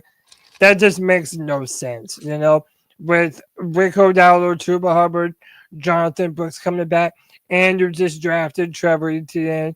Now, Trevor Etienne doesn't have a lot of love for him after the muffed punt against the Rams. Oh, but hit him in the face. It hit him right in the face, man. What if we got his brother in free agency? I'm down. 2 Etiennes on this team. Bro, give me my Clemson running back, dog. But look, I think that the specter of Jonathan Brooks looms large over this conversation. I think they drafted him in the 2nd round for a reason. Bro. He is a dog. His film at Texas was great. And I think that at Carolina for 2 games was he did look very good. And they probably brought him back a little bit too fast last season. I just think that with what you've paid Chuba, how much Chuba means to the locker room, now you have these 2 other young guys right behind him looking to make a name for themselves. Tony, I've been a long proponent of, it's awesome to have a great running back, but you can have a mediocre running back and an incredible offensive line and rush for 100+ yards a game. This is what Miles Sanders did with the Philadelphia Eagles, Carolina, and then doesn't produce anywhere near the same way. So invest on the O-line, and I think all of our running back problems will be just fine. is this a blessing in disguise, CK, as Rico Dowdle was on a rocket ship trajectory where people wanted to or not needed They were ready to like, get rid of Chuba for sure. Yeah. I mean, we were all on the same boat. Like, let's not get it twisted. I mean, we were many of us were pounding the table to get rid of Chuba in favor of Rico Dowdle. So I mean, I think it is a blessing. At the same time, like I also don't think he's wrong. For Rico, right? Like the cold-hearted aspect of the game. Because he needs his money now. He needs it now. He's got to get as much dollars or as many dollars as he can get. Yeah. And I mean, it's fair. Understand that. I think that and this is the cold part of the game, is that it sadly it took the pressure off the Carolina Panthers. Yeah. To the need to be there but then he's engaged a little bit with fans on this. Rico Dowdle, though, was very important to this season. And as a undrafted free agent, I want this to get money. Yeah. I want him to get the max possible money. But at this moment, maybe it took a little pressure when we're looking at the Carolina Panthers as a whole for them to be the ones that paid him. And I don't think it's completely off the table for him to be a Carolina Panther. I'm wondering if that is going to be as high. Do teams kind of look at a Miles Sanders-esque player and say, look, I mean, I like Rico saying, I want to be a dog. I want to be the guy. Did he say anything that was wrong? No. He didn't say one thing that was wrong. And by the way, if there is another team that's looking to make Rico the bell cow running back of their offense, well, why wouldn't you want to go there? Especially after this year, at the end of the year, it took an injury to Chuba for them to start utilizing him correctly. And then at the end of the year, once Chuba gets even a fraction of the health that he used to have, they're going back to him more than they did Rico. So, yeah, I don't blame him at all. You're right, Tony. I think there is still a chance. But, dude, just the fact that, like I said earlier, to me, there is no way the Carolina Panthers carry 4 running backs going into 2026. Like, yeah, there's no way that happens. I want to read a few super chats. Yes, then let's go to the cat calls right after that. $5 love, sure. But the $5 love bomb says Dan Morgan, the GM, is going to get us right. Getting that old line straightened out is key. Starts up front. Then Bryce and the boys can go ball. Keep pounding. Vegas Panthers Drew says, I wonder if we could trade Xavier Legette to Buffalo or Philly. Dude, I wouldn't even mind at this point. And, dude, shout out to our boy C3 Tar Heel Air. Sean, we love you, brother. He's been a member for 40 months. Says, great to see you all home from the hospital. Sean was in the hospital up in Chapel Hill. He's had strep throat. He's had the flu. And he's been in the hospital for a while. He's out of the hospital. And we love that for you, brother. Happy you're back home. Keep pounding, bro. 40 months right there. Thank you. And subscribe to the show. And I'll tell you this. Subscribing ensures that you're the first to know when we go live. That's right. Smash that thumbs up button. Know that if you're subscribed to this show, that you're going to always be part of that C3 family. And you can be. Thank you so much for the donations. Thank you for your time, your energy, everything you give to us. The number is 252-228-5098. Jump in that chat right now. Be a part of this show. Call in. Cody, let's go ahead and take some calls and let's move on. Not move on, but let's hear what the fans want to talk about. We're not football experts. We're expert football fans. And this show is by fans for fans. It's time to hear what they got to say. 252-228-5098. Let's roll. So what are your thoughts on catcalling? Yeah, it's pretty. You shouldn't do that to somebody. And how did that make you feel? Very uncomfortable. So how do you think catcalling makes the person feel? It feels good, like. Who's that cat sitting in the back corner with his face buried in his notebook? Who's that kid that can use one?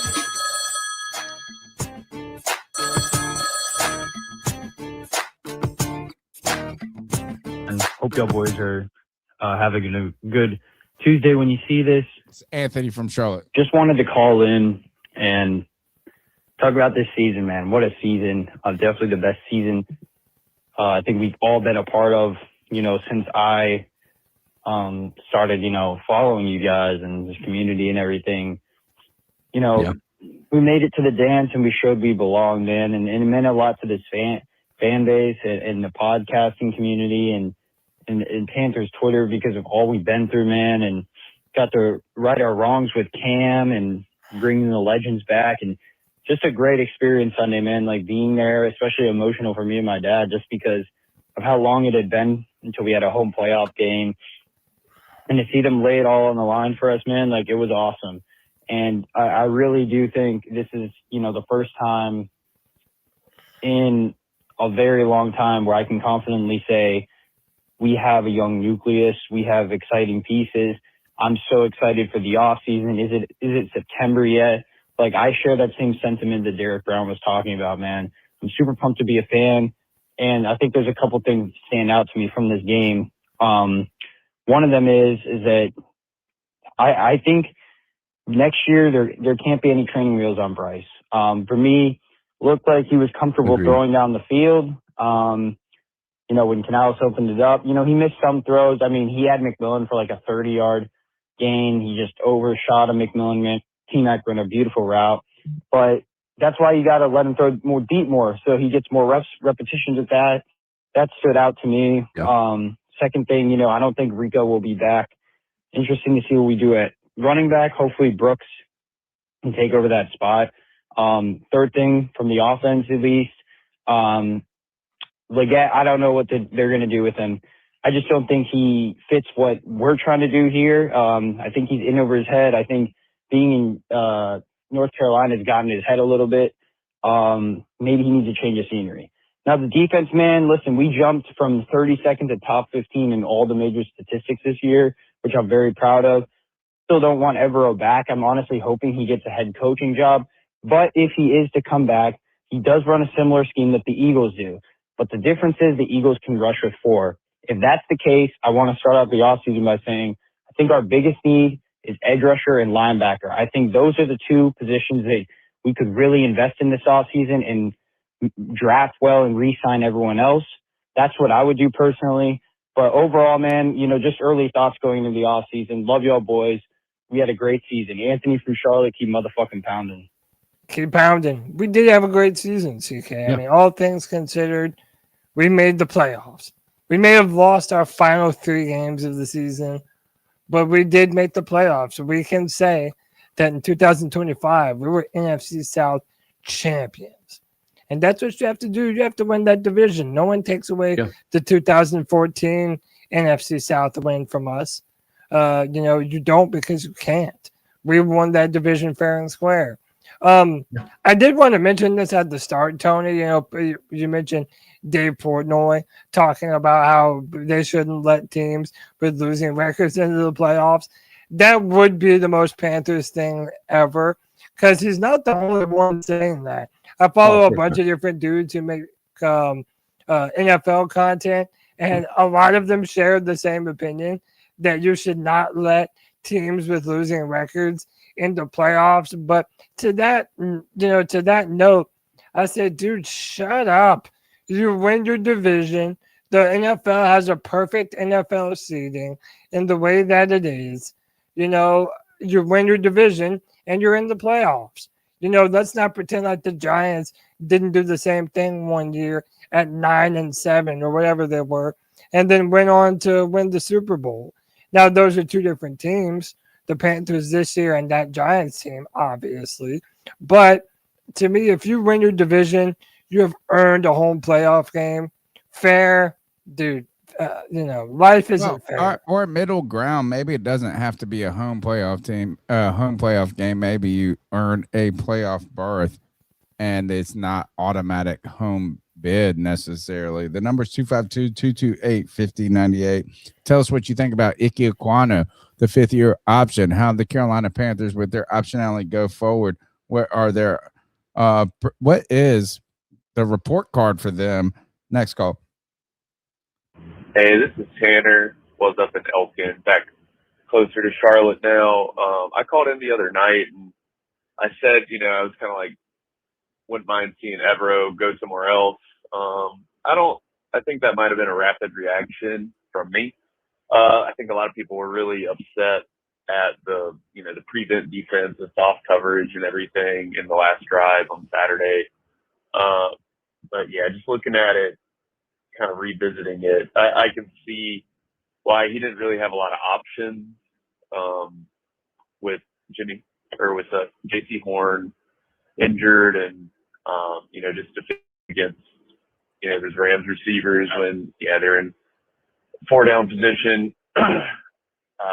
So yeah, in hindsight or foresight, whatever, I actually think Evero is a pretty good DC, and I think that our system, all the personnel has really been selected for his scheme. So we'll see.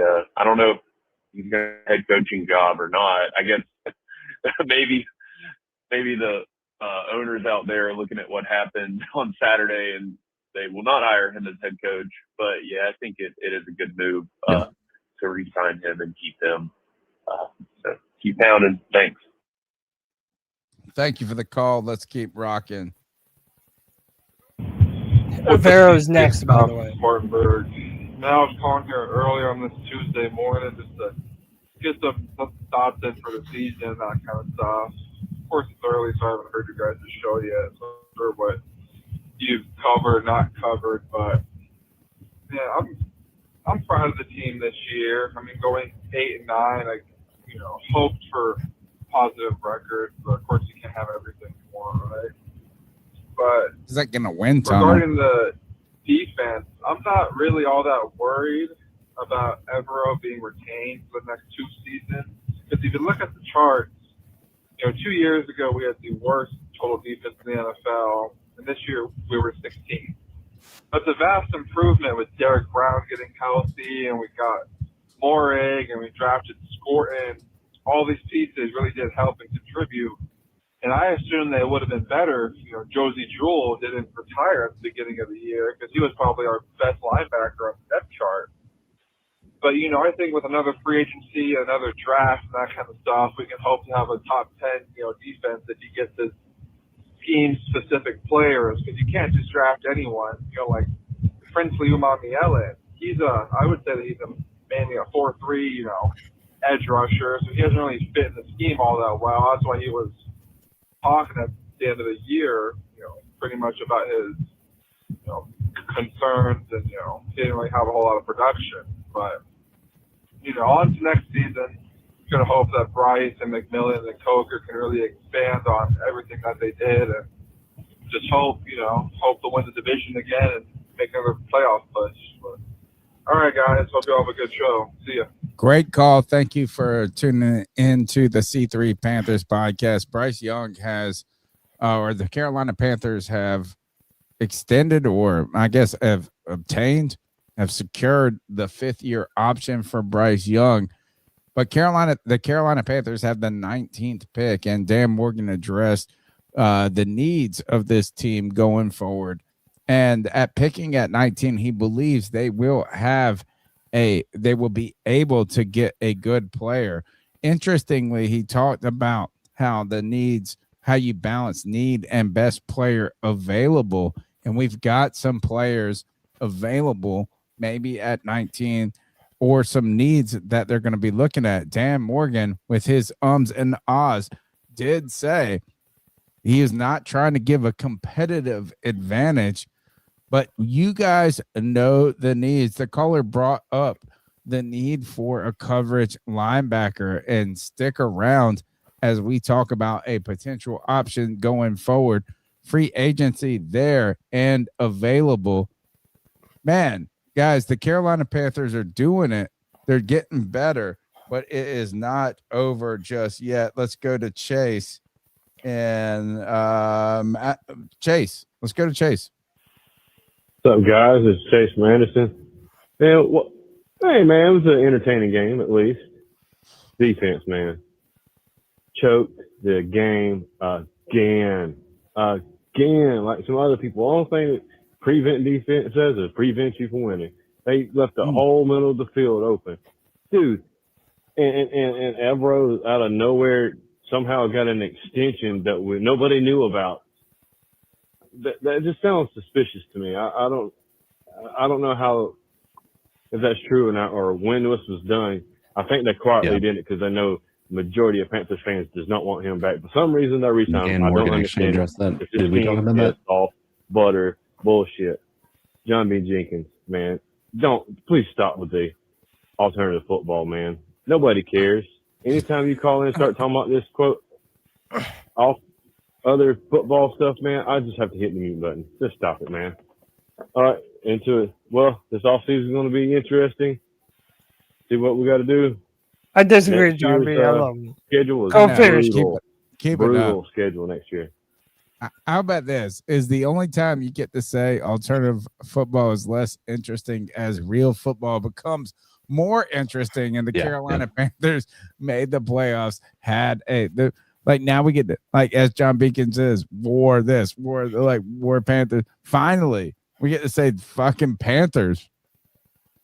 The real Panthers. I also think that, we forget how long the offseason is. Yeah. Like, dude, there's no Panthers football until what? August of 2026. Yeah. I mean, we get dude, we are on the verge of embarking upon an incredible Panthers drought.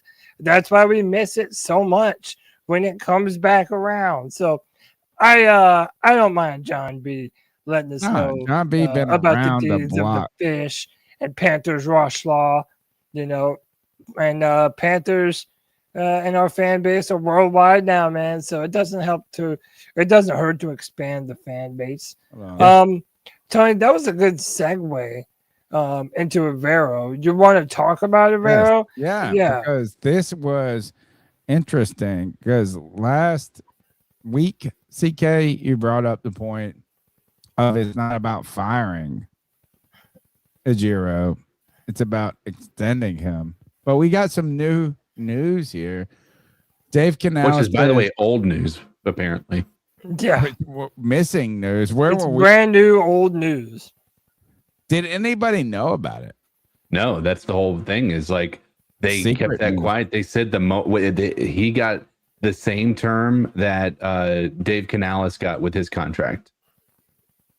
When Dave Canales was signed, they did the same extension for Evero. So they can fire him if they want. Or, by the way, another team could swoop in and steal him out from under us. He has been. But they would have to be interviewed. He cannot go to a lateral move. Right. He can't go to a defensive coordinator. So, and let's just be I'm telling real. you, the Raiders might be a team that hires.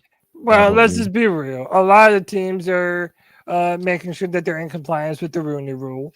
But I kind of don't know if he is going to be a head coach this next I don't think season. he's a front runner. I don't think he is either. But the Giants and the Raiders have interviewed him to be a potential head coach. Not a defensive coordinator, a head coach. This is what Dan Morgan had to say about re-signing Evero before the start of this season. We aligned him and Dave up, before the season, and we think highly of EJ. EJ has a really great football mind. We love his defense. It's a really aggressive defense, and I think as we continue to add players to the defense, I think that you'll see this defense kind of come together. We made a lot of improvements on the defensive side of the ball this year, and we'll continue to get better and add pieces, and we're up for that challenge. So there you go. Now talk about that for a sec. I also have another clip that I want to play. And it's of Dan Morgan talking about the soft coverage. All right. At Yeah. the end of Before the we fourth get into quarter. that, Jiro Evero, they aligned his contract, CK, with Dave Canales. So, and I don't even remember exactly the specifics. Was Dave Canales on a 3-year or a 5-year deal for the Carolina Panthers? That's a good. I don't know that we get specifics on that. We had to have when they signed him. I'm gonna ask. Let's see. Real quick. This is very short. This is Dan being asked about the very soft coverage and Jiro's calling of those types of plays at the end of the game, like we were talking about in the post game show, Tony. Again, like I trust EJ and the defense that he puts out there. I'm never going to question what he does. I know he has a plan, and same way where I have a plan for attacking free agency, attacking the draft. He trusts me, I trust him, and that's what we have around here. We all trust each other to do our jobs, and I'm never going to question anything that he does. See, it's that shit that I just don't fucking like. I didn't like earlier in the season when Dave Canales was like, yeah, I'll discuss it with DeVero about, playing some of the younger guys and instead of some of the veterans, like, playing Nick Scott over Lathan Ransom, which is a dumb idea. Play Ransom, dude. Also, later in the year when J.C. Horn wanted to shadow George Pickens and he had to go to Ejiro Rivera and essentially beg him to do it. And I just, dude, when you have just total unlimited faith in a defensive coordinator whose scheme at multiple times this year has been one of the main reasons why your team lost, and you have unconditional faith in him, out of everything that we have played of Dan Morgan tonight and will play of Dan Morgan tonight, this is by far the most frustrating. Is just how much unadulterated trust they have in Ejiro Rivera. I don't think that's to what it do was. whatever he wants. I don't think that's what we got from that. I think that Dan Morgan gave very GM speak on this to a lot of things, and that is, is we can make the money and the contracts align. We can secure these guys for what we want and what we is best, I guess, for the moment. I don't think that at any point there was a commitment to anything from Dan Morgan about the direction of this team entirely. Sure. I don't think it was a full sell did he come out there? Did Dan Morgan come out there and say this defense was the worst in the league last year and they jumped so much? Did he say we gave I think it was a tepid endorsement of saying this. He's a good fucking football coach. Nobody's going to disagree with that, as he's done a lot. I don't think this was a push your chips in moment, Cody. CK, did you get that entire vibe from that? Was this a full scale endorsement? I mean, I do think that the verbiage that he's using there was very much like, this is the defense that we won here in Carolina. Evero is building something, and I think, from his perspective, that the issue, if I had to guess, here's my mindset, right? As a bottom half of the league defense with probably one of the most expensive defenses in the league, between Derek Brown, J.C. Horn, and the people we brought in, right? I would say arguably that we should have been at least in the top half of the league with what we had, especially having Mike Jackson come over here for basically peanuts and perform the way that he did, right? This team should have been significantly better than it was in the defense. Now, again, I know a lot of people are going to say offense was bad, but my mindset is, Evero, this is year 3. Our defense needs to be a top tier defense, and I just don't think that we saw a top tier defense. And so, but their approach to this is very much like, you know, if this is how they feel about Evero, their real belief is that the failure of this defense falls solely on the players. Yeah, and also, Tony, like, you know, we've had a ton of conversations about Brian Burns never being able to take that next step, you know, not being the superstar pass rusher that we drafted him to be. And this year he had 16 and a half sacks for the New York Giants. And I do think that there is a legitimate critique to be made that this defensive scheme doesn't lead to the aggression that Dan Morgan talks about. Like when he says this is an aggressive defense, how so? How is this an aggressive defense? You're not putting your foot on their throats on third down. You play soft zone coverage at the worst opportunities in games. You play this prevent defense, trying to keep them out of the end zone, and then you don't even keep them out of the end zone. How about second rounder Nick Scorton was our best edge rusher coming off of the edge this year, and that Derek Brown from the interior had just as many sacks. So when you say we're an aggressive team, I have no idea where that's coming from. To bolster that, and I want to play this clip. This is Princely, you mind me, Ellen. Carolina Blitz was interviewing him after, I believe it was I think it was after the playoff game. And she asked him about the lack of sacks that they had produced this year. And I want you to just pay attention not only to what Princely is saying, but also pay attention to what he isn't saying. Defense need to do to improve the pass rush. Improve it. I'm not trying to ask loaded questions. I feel you. I just. Oh, stop, Sheena. You. How can I put this, bro? That's bad. Oh, bad. We're all same person. Be careful. I'm not trying. I'm really not trying. Oh, sorry. But that was a struggle. Look at this. And I don't think it has anything to do with our pass rush. Yeah, I don't think it had. Like, I see a lot of things on social media, guys like, we need to sign this guy, get some pass.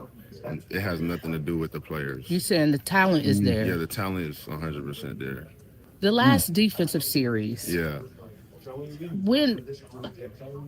Explain to me the theory behind the defense or the prevent defense in those situations.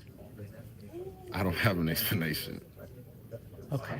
Man, way to get yourself on the fucking outs, homie. Let me go ahead and tell you that right now from when I'm reading. But you see wrong about, but we'll get into that. But right now is what I in quick internet research is the new deal extends Evero's commitment to the Panthers by 2 years, right? As he signed with Frank Reich. But this contract can extend him through 2027, maybe 2029 if you completely align it with Dave Canales. Although it was announced today or ultimately 2 days ago, this extension was assigned before the season started. Initially, Evero joined the Carolina Panthers in 2023, signed a 3-year contract. I thought it was 5 years. So, look, quick internet research. Is this accurate? I'm not entirely sure. I thought he had a 5-year contract, but he was among the highest paid. Now, the thing is that Evero is being fielded for head coaching opportunities. And if he were to get a head coaching job, this could benefit the Carolina Panthers because they could get compensatory picks for him. That if you look is ultimately, I think Canales was signed for a 6-year deal.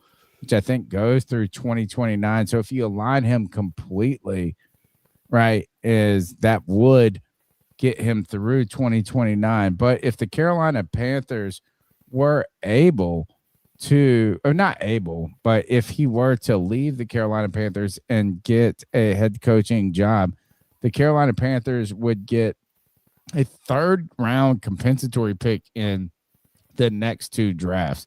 Right now, I don't know if Evero is a leading candidate, but he is a candidate for a team that needs a fail. This is going to sound terrible. Stopgap, a guy that can come in until they get the guy. There's so many, the coaching field, there's so many head coaching opportunities or jobs out there that somebody's going to get a job that's slightly a reach, right? Is Evero that? I go back to this, though. Dan Morgan was, look, and you should, look, he was a good coach this year. He was not a bad coach. The team improved defensively. As I look at this comment from Princely Uman TK, a rookie, this is a bold fucking move by this kid. Well, I want to play the. We've still got a couple seconds left in the clip. I want to play it out. Man, he better make up for a lot because you are some big balls and motherfucker coming out against a coach who they just announced is going to be around. I'm sorry. This is not a good move by this guy. For me, yeah, I'll describe it as, that's a good question. I don't know how to describe it. I wouldn't say I'm looking back at it and like happy type. Why?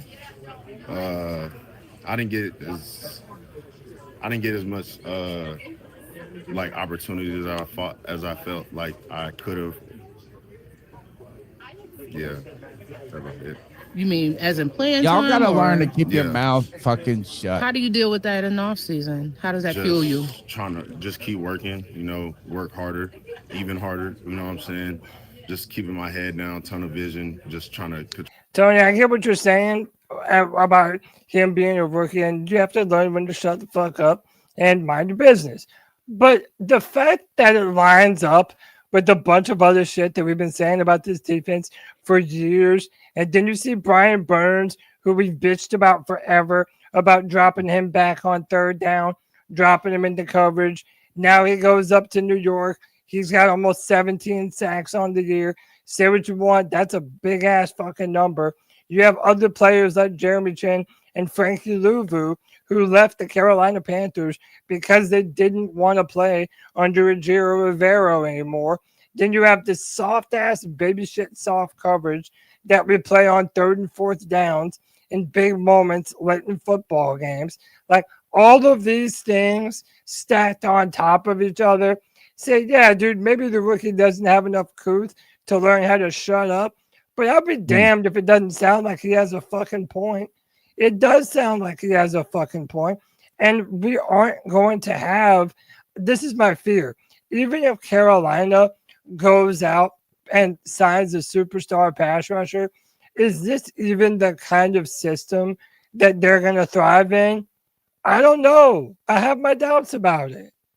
I'm worried that he just bit the mouth that feeds him, particularly when Nick Scorton was the better of the players out there, and arguably he should be because he was the higher draft pick. The number's 252-228-5098. We'll take another call, and then I want CK's opinion on the matter. What's up, guys? This is Chase from Anderson again. Well, Bryce Young, to me, well, there's a difference between ability and capability. He has the ability to do it. We've seen it in games and stretches, and but is he capable of being that quarterback consistently? And I don't think he does.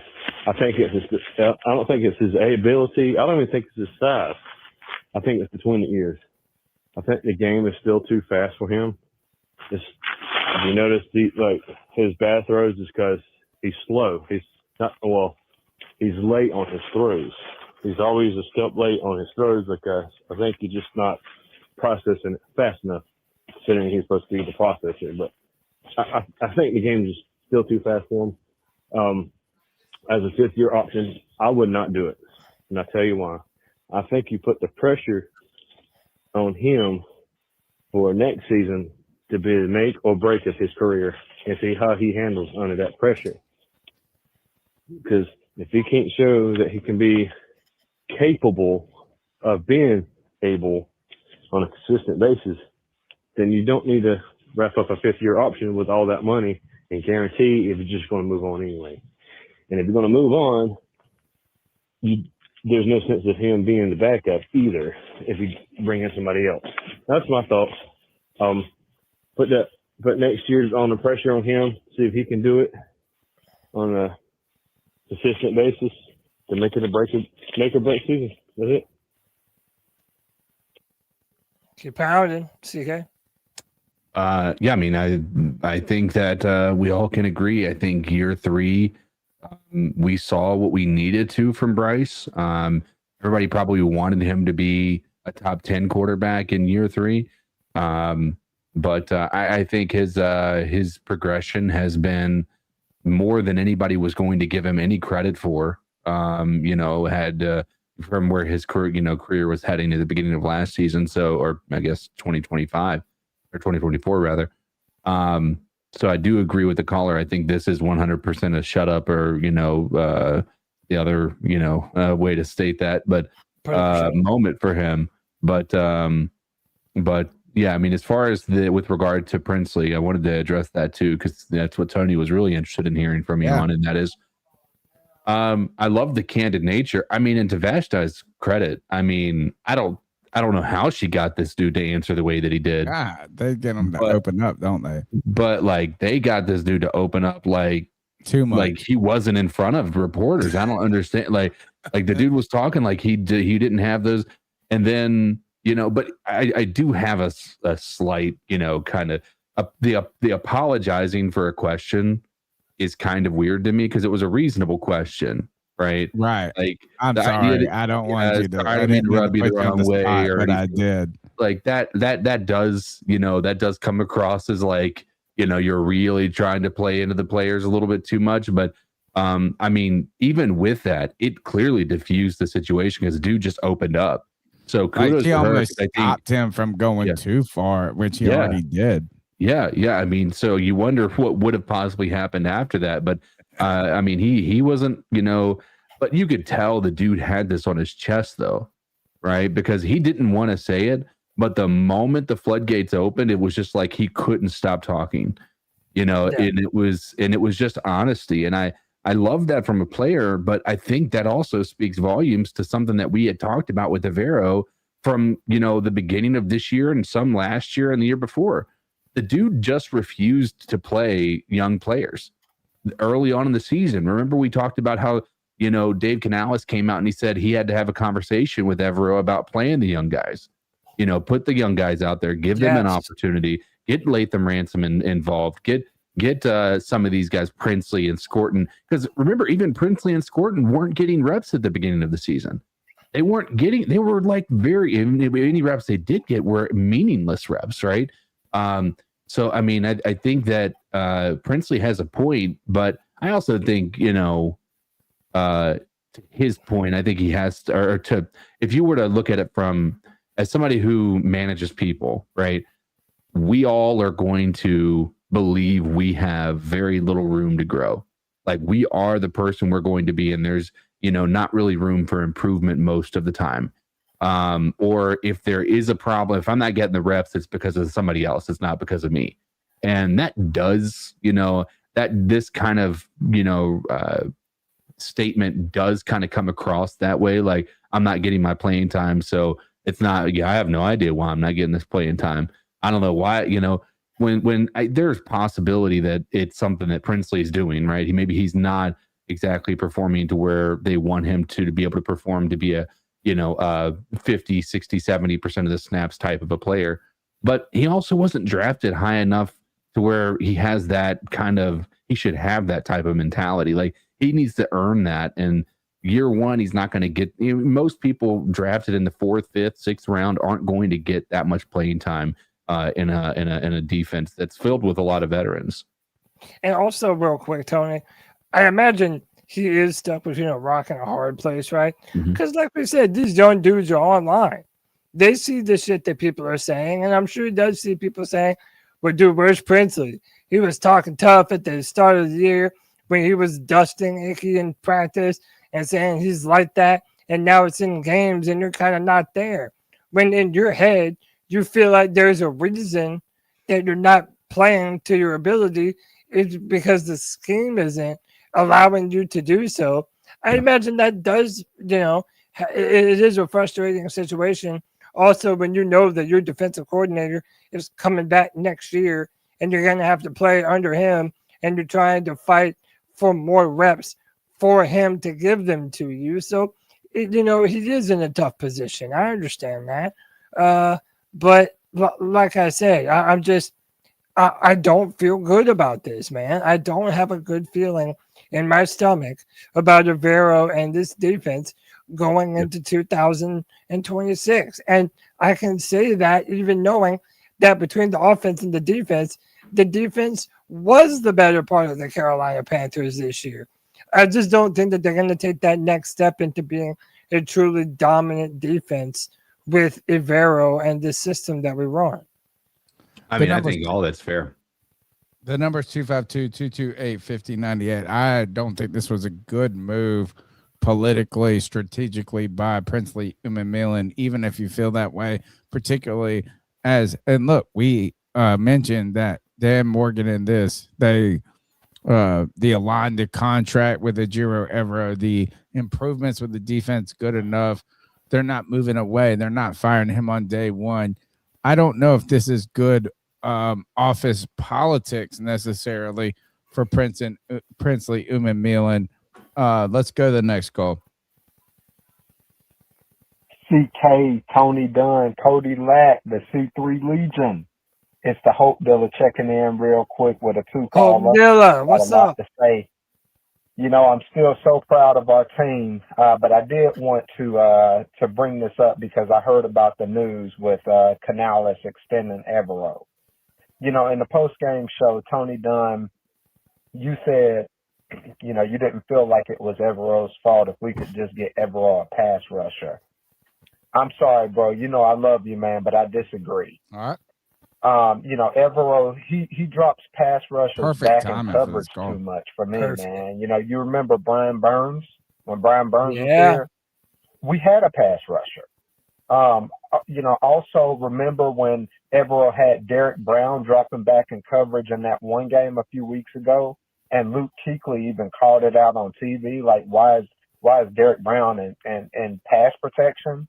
It is a scheme thing, man. Remember Luvu, Jeremy Chin, and other great players that we lost. Tony Dunn, I love you, bro, but Evero is the problem. You got to face reality, man. Cody Lack nailed it when he said we have enough of a sample size with Evero.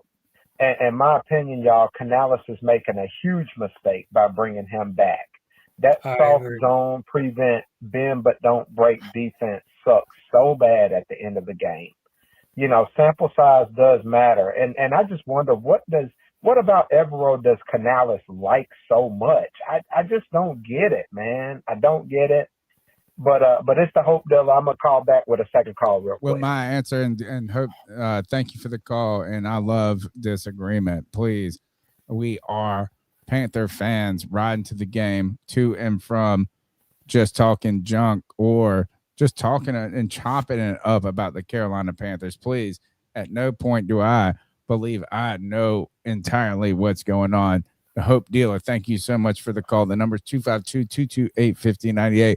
I go back, though, to my point of in that game is you had to stop a touchdown. You had to stop the touchdown, and you got beat over the top. You had some misses from that team that were on them. We had a corner blitz, a poor throw, a missed timing throw to Devontae Adams. You had a drop here or there. We got away with a couple of things on that defense that were fortunate, and the game went our way in that. as that game came down to the wire. Morg was there. It took the most incredible pass and catch to defeat that, right? I mean, it's like, so, I mean, I know it sucks. It sucks to say, like, you just want to go get it and be the dogs and dominate, but you don't even have all of the horses entirely. I'm not a 3-4 guy. I'm not. The Panthers. Me neither. The Panthers have always somehow offensively struggled historically against the 3-4. We run against the Steelers. We run like they just fuck Cam Newton's career up. We struggle against the 3-4, but then you get David Tepper and this hybrid 3-4 with Ron Rivera ruined his career. We're waiting and waiting and waiting for somehow this to work. Then we have these stupid questions about dropping these guys into coverage and this and that. I guess if Brian Burns is a guy that you're going to drop into coverage, he is. You certainly don't want to drop Derek Brown into coverage, but the Carolina Panthers defense did improve significantly. They were in these games post under 20 points allowed a lot, right? And I don't know how I entirely feel if the comments from Princely Umanmielen were the best for his situation. I just put up a poll. Princely Umanmielen says the pass rush struggles aren't about talent. Who do you blame most? Ejiro Evero's scheme, coaching, and development. Players aren't winning. All of the above. Thank you, Hope Dealer. We're going to go to part 2 of your call. Thank you guys all for your time and attention. Smash the thumbs up button. Be a part of the show. Hey, Hope Dealer, second call real quick. But, hey, Cody Lack, man, how about Isaiah Simmons with the block punt, bro? Hey, yeah, it might be that time, man. We might need a safety to replace Nick Scott. Everybody already don't like him. But hey, real talk, y'all. I'm so proud of Bryce Young. You know, this is the first game that I actually felt conviction with Bryce Young being our quarterback like that. You know, I was on the fence about him, but yeah, that man, the 5th-year option, man. As a matter of fact, I think Dan Morgan already picked it up. But as far as Rico Dowdle, you know, I saw that Rico removed the Panthers from his bio.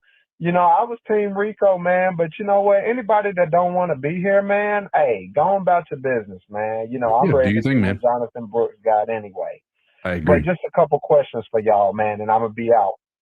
You know, the first question, you know, Ekwonu, with his injury, you know, possibly being significant, do y'all feel like this really impacts, you know, us re-signing him, or should we go ahead and look at drafting a new left tackle, man, as a cornerstone piece for Bryce? You know, that's my question number one. And then just a follow-up question number 2, as far as middle linebacker, I heard this draft is going to be strong in middle linebacker. Do y'all think we should go after middle linebacker first round, or should we wait to the later rounds, depending on what's out there? But anyway, shout out, Hope Dealer. You know, I love you guys. Hey, successful season in my book. Let's build, baby. Let's build. Everybody. Yes, Thanks, sir. dude. Keep pounded. Keep pounding, brother. We appreciate you, man. Yeah, look, if I'm picking between drafting a left tackle and a Mike linebacker, dude, we have neglected that position for too long. The Panthers, I mean, their claim to fame for such a long time was their high-level linebacker play. And that is not how it's been. Shout out to Roseboom. I don't want to completely take credit away from him. Yeah, he did good down the stretch. I do not take that away from him. Issue in the middle. We need to draft a fast, dynamic, powerful, sideline to sideline linebacker that's also not a complete and utter liability in coverage. And I think that's really important to our offseason plans. Linebacker has to be a part of it. Do you think that Simmons has a shot at coming back and playing for this team and having a real opportunity at that position?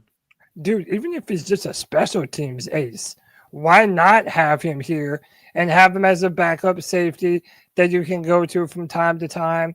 I would love that, man. Even put him at nickel, like I said, when we signed him.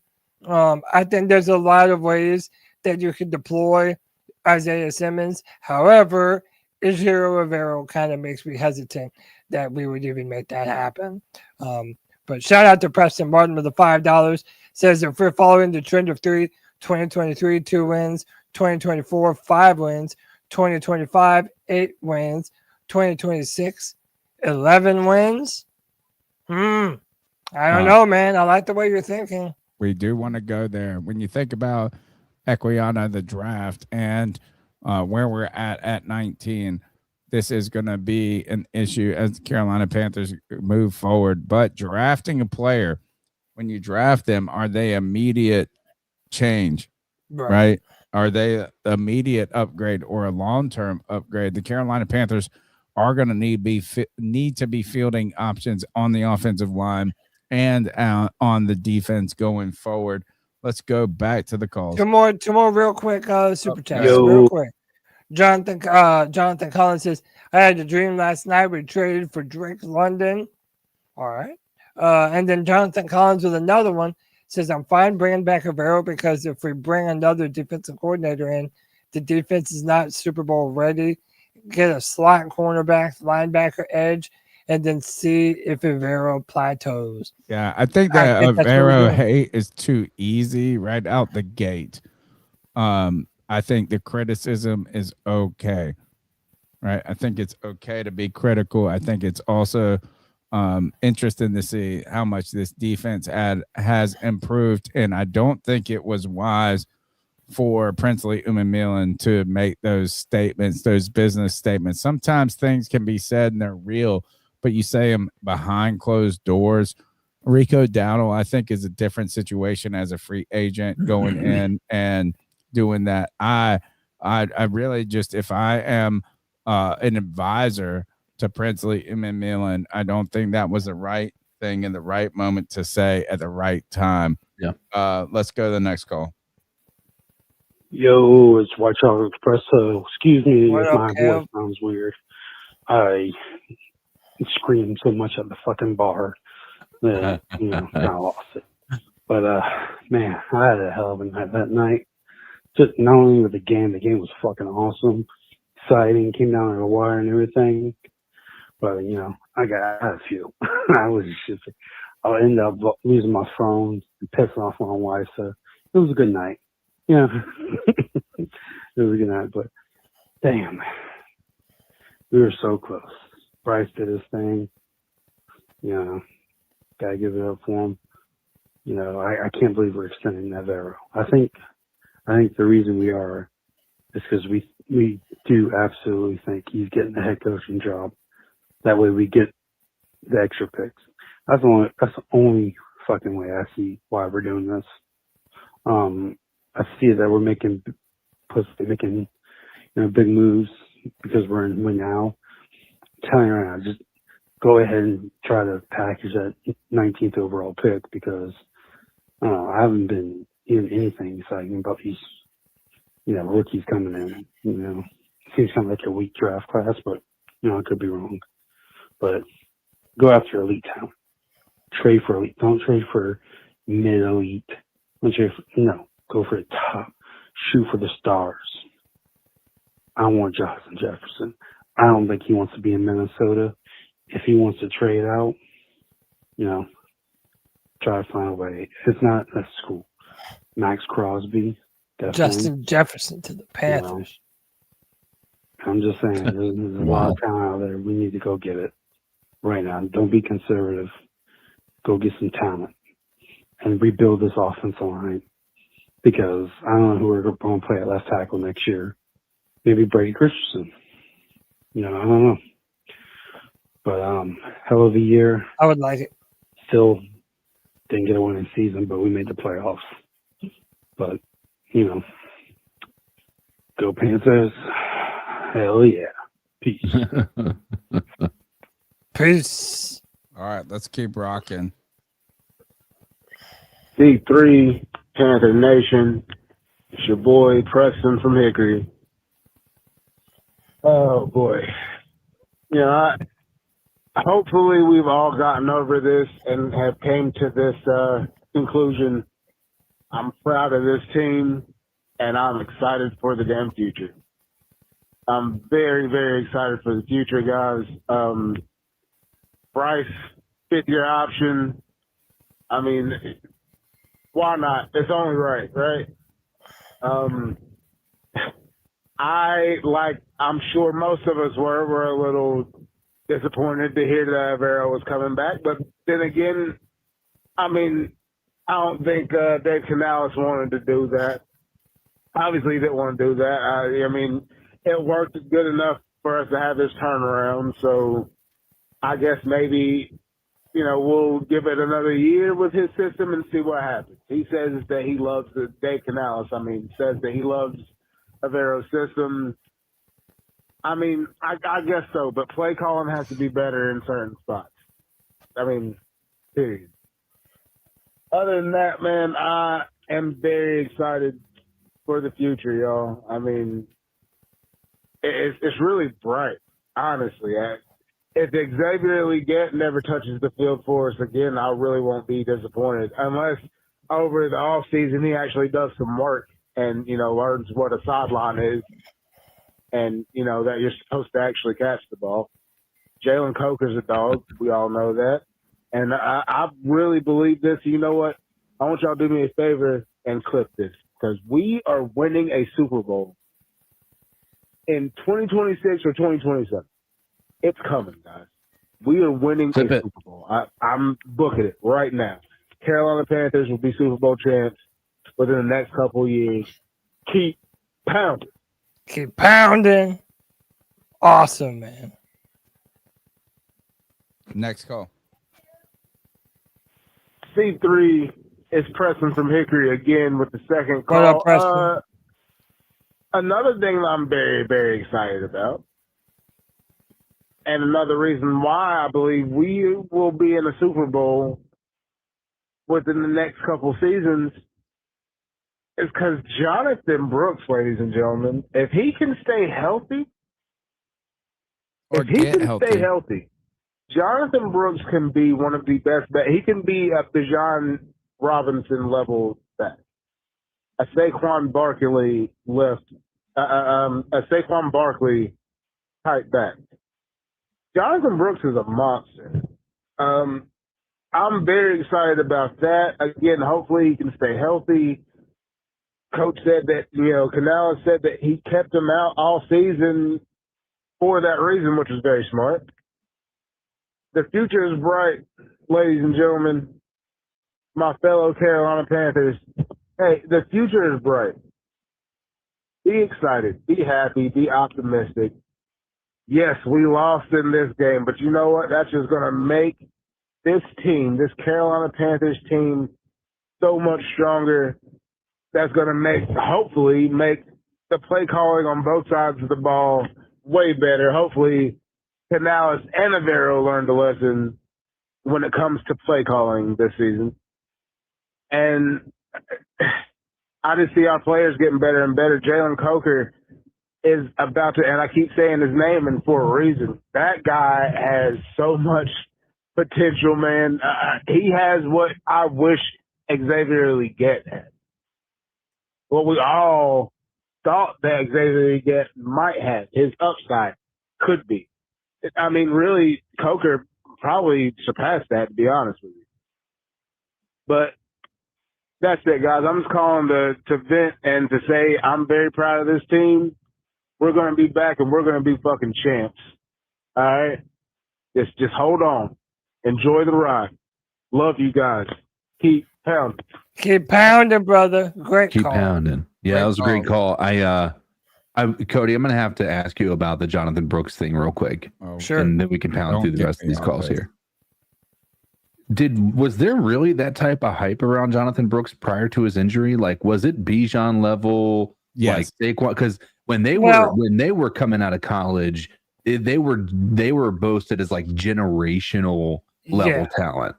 He was not on the level of Bijan. And Yes, Bijan he was was. what He had less. he was like the number.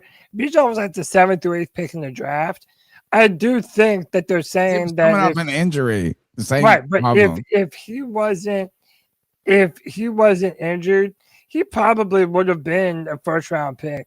I don't think it would have been top 10, but the dude is a beast. And to me, his return is the primary reason why Rico Dowdle, even though he could come back, probably won't.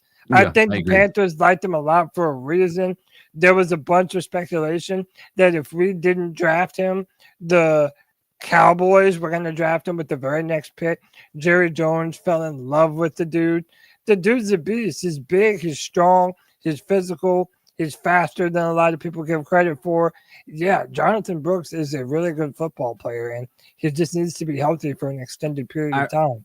I remember that he was going to be the best running back in the draft. Which I mean, by the way, he was the first. He was the highest. drafted, Yeah, he was the first running back in that draft.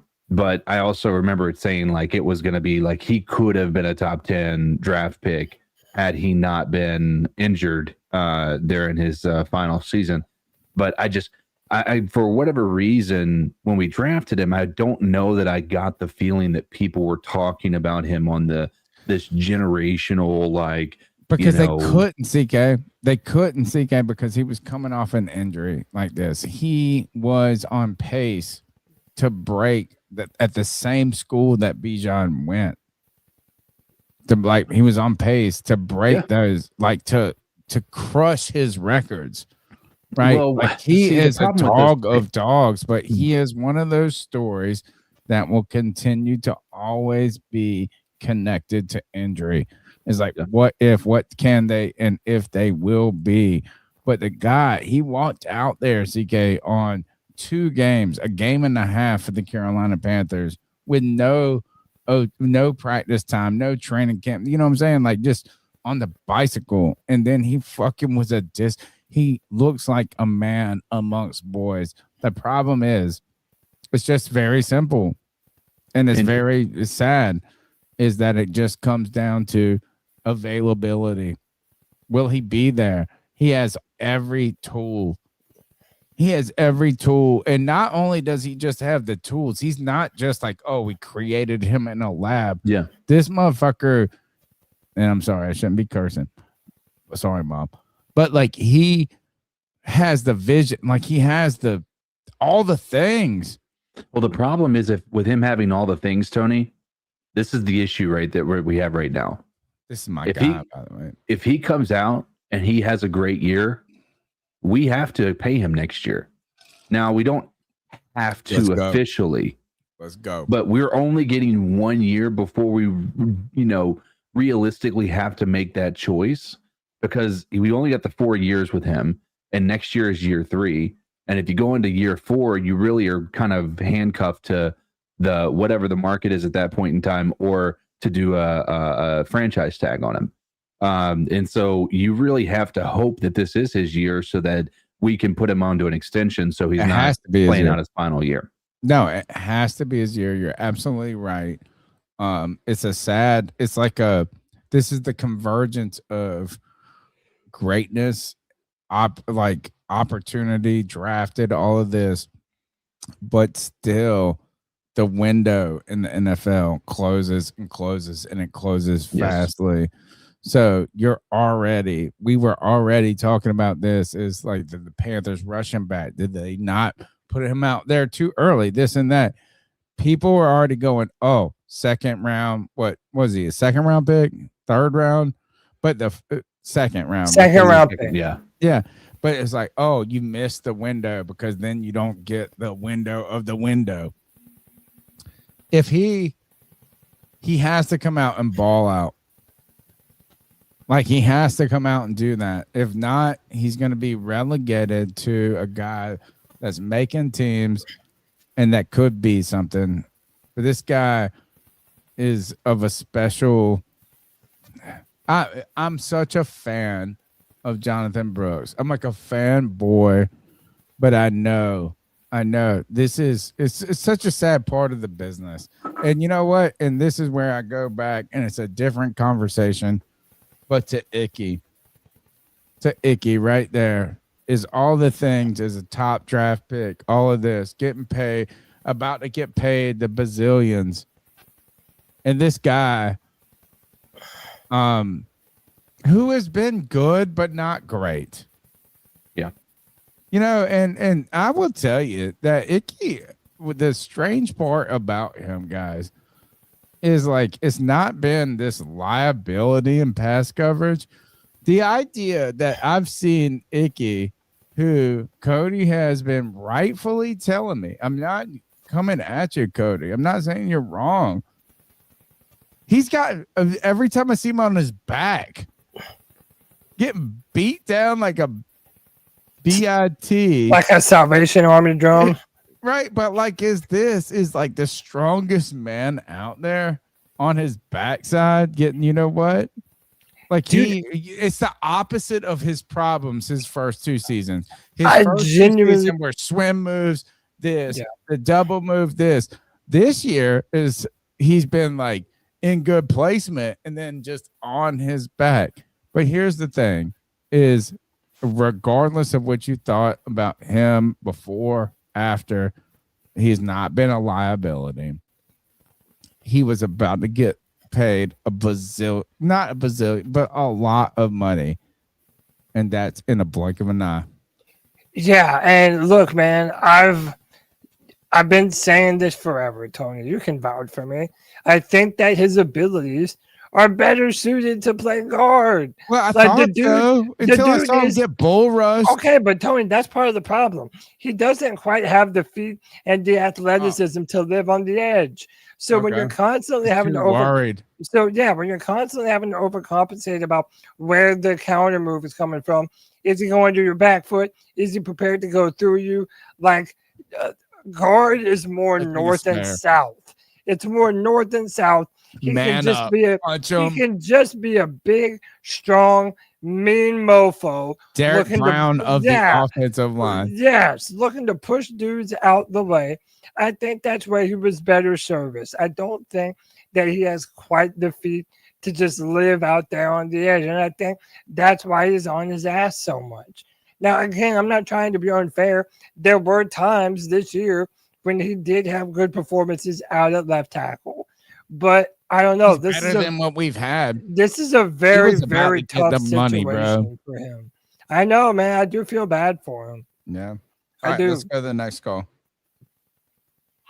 Gentlemen, tell me, if you could go back in time, what would you have done? Would you have just stayed and picked Bryce Young, or would you have gone with C.J. Stroud, who's leading the Houston Texans when they play the New England Patriots next week? We're not doing it. Or would you have just kept Sam Darnold, have a team-friendly deal, build around him, Sam Darnold, you're a game manager, then we still have DJ Moore, we still have another first-round draft pick, and just built around him. So tell me, what would you have done? Keep Bryce. Bryce is the best thing we could have done. Chosen C.J. Stroud, or would you have just built around Sam Darnold and kept him? All right. Thank you for a great season. Bye-bye. Cody would have picked C.J. Stroud. I also agree. I also agree with someone in the chat earlier who says you don't pick either of them. You stay at 7, and then next year you draft Drake May. That's kind of cool too. Well, technically, you might have gone for Caleb Williams because we were the worst team in the draft in that draft. So yeah, and you know what? I know Jaden Williams was hurt a lot this year, but right now, all three of those dudes have shown incredible skill sets. The arm on all three of them is undeniable. No Knicks even. The mobility is undeniable. Yeah, maybe, but those top three specifically look like they are going to be problems for years to come, man. Really. All right. Jaden Daniels just needs to be healthy to not be the next. I know. He got, I mean, no. All right. We don't want him to be the next RG3. Hey, guys. It's the Growl that makes them howl, a.k.a. Joey the Blind Panther. I didn't get to call in during the post-game show because I was actually at that game. Dude. I know you don't need me to tell you this because, well, you already saw it. But I was there. I felt it. I did it. I contributed to the amazing atmosphere at that stadium. I mean, my feet were hurting because I was up most of the time, banging the seat backs and whatnot. And, high-fiving and hugging the girl behind me because her and I always do that when the Panthers get a huge first down or score. But until he got distracted. I don't think I ever remember a game where the energy was that good. It was, you had to be there. And I feel bad that you couldn't be there. And I know Cody would do anything to get up out of his wheelchair, to get up on third down and pound on the seat backs and whatnot. I mean, it was amazing. And to the point where the national pundits, because I listen to big national podcasts at work, so I don't have to listen to people bullshit like Mr. 30-6 over there with fucking Pittsburgh Steelers arrogant ass. But that's neither here nor there. But yeah, so I don't have to listen to people like that. I listen to podcasts at work. And all of them, from NFL Daily to, I mean, even Daniel Jeremiah was praising us, saying that crowd was amazing.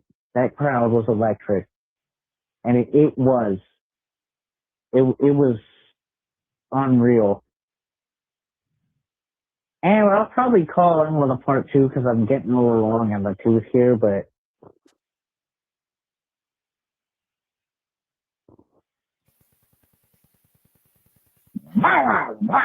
I just love that Joey, a blind man, just has the ultimate radar for hot babes.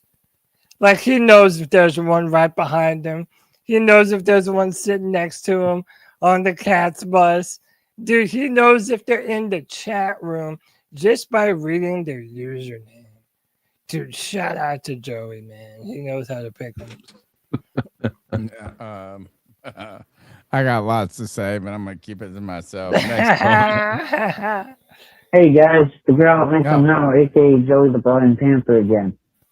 Yeah, this is the main part of what I wanted to get into, is that this game is exactly what I wanted. I mean, I wanted to win, of course, once it became evident that we can win.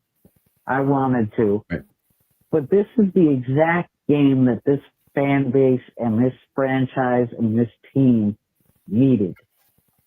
Dave Canales needed this. You know, Bryce Young needed this. Even Dan Morgan to a lesser extent, although Dan Morgan has been putting in the work, him and Brent Tillis. No one gives Brent Tillis enough credit. I mean, it might be a you don't know what you have till he's gone situation. Lord help us, I hope he's not gone. But, and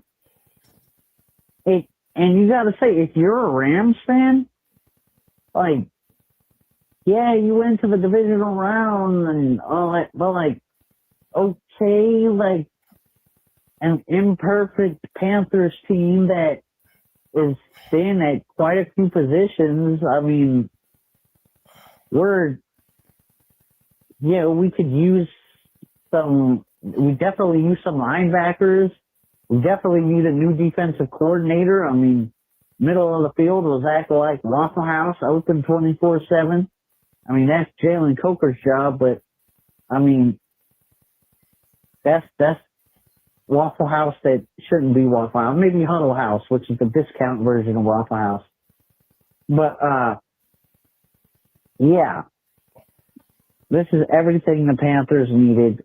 This is a stepping stone for Dave Canales, for Dan Morgan, for Bryce Young, and we're going to get better at the things that we're not very good at right now. And we're going to be in many more of these playoff games. And it's not going to be unusual to have playoff football in January. at the bank.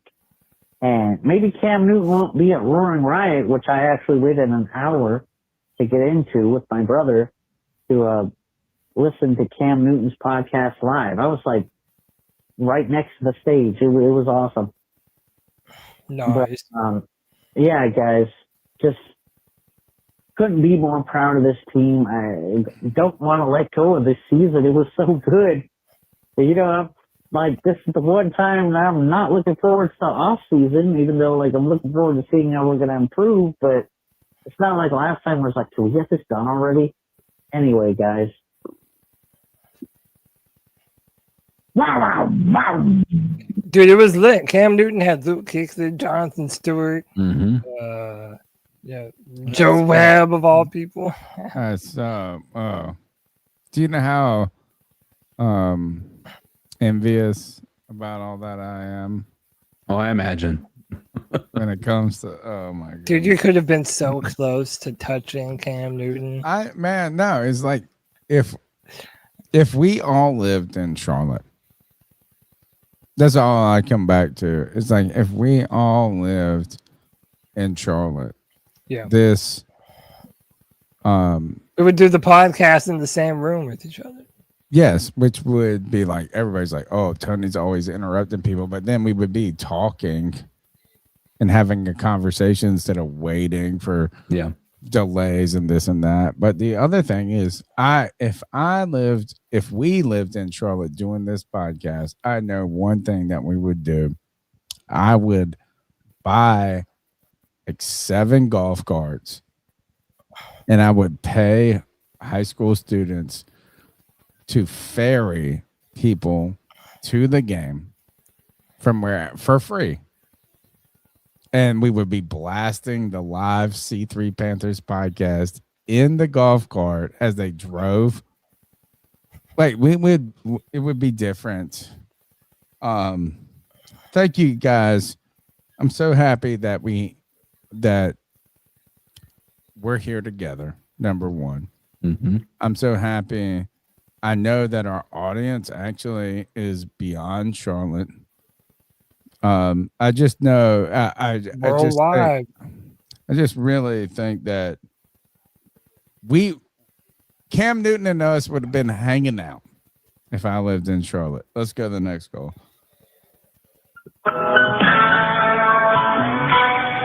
Y'all can suck on my day. This is the guy, I think. Is this the guy that was trolling us last Oh, week? yeah, this is Marshall Rudder. Yeah, and it is. I hope and pray that you never, ever I get wanna hear over what he that says. playoff loss. And by the Okay. way, son, apparently you thought I was through talking, but as He's usual, coming back. you inbred homo. I Whoa. have plenty more to say. As a matter of fact, All right, thanks. when the Guess what? Not thanks, but like Wait, hey, could've which one of eased- us? Which one of us is inbred? Which one of us is a homo? Which one? Or is that? Are you talking about one person? I don't know, but like, can we ease into it, homie? Let me give you a Some little advice on trolling a show.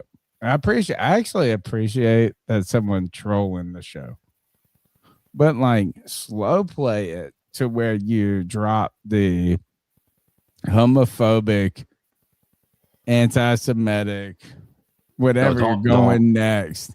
Tony, No, but like don't give slow them the- play that to the end. At least get a little time in the call. Don't lead with it. Yeah, then we don't hear anything you have to say. Yeah. We've already fucking moved on, we've dude. dipped out by that point, but I know. I just had to sometimes You've got to sometimes play it more intelligence subtly. is sometimes strategy and intelligence doesn't capture everybody. It's funny that he's saying that we sound like inbreds. Dude, that guy sounds like he's from the fucking boonies, dude. I know. Like, he sounds like he's from the fucking swamp, dude. How about was right on that. Is that my man said inbred? I ain't got no problem, but he dropped some other references like next call. Here we go. Here's the next one for you. Oh, we're almost through. A couple more. Hey guys, John B. Jenkins here, calling in with the start of many alternative football league updates for you as we enter into the off season. I really appreciate the UFL for doing me a favor and holding off from any news until this week. I know they were timing it for my attention span. They knew I wouldn't be paying attention until after my Panthers were eliminated. So they decided to hold their quarterback allocation draft this week. And it's basically all the quarterbacks that will be in the league. The teams kind of put in their feelers for which ones they want, and then somehow they're distributed or allocated, whatever. The two notable names that we are going to be watching will be Matt Corral. He has found himself as he's back with the Birmingham Stallions, baby. Skip Holtz is no longer the coach. He got fired. I think they have brought in A.J. McCarron as the head coach. So be an Alabama guy coaching an Ole Miss guy. We'll see how that goes.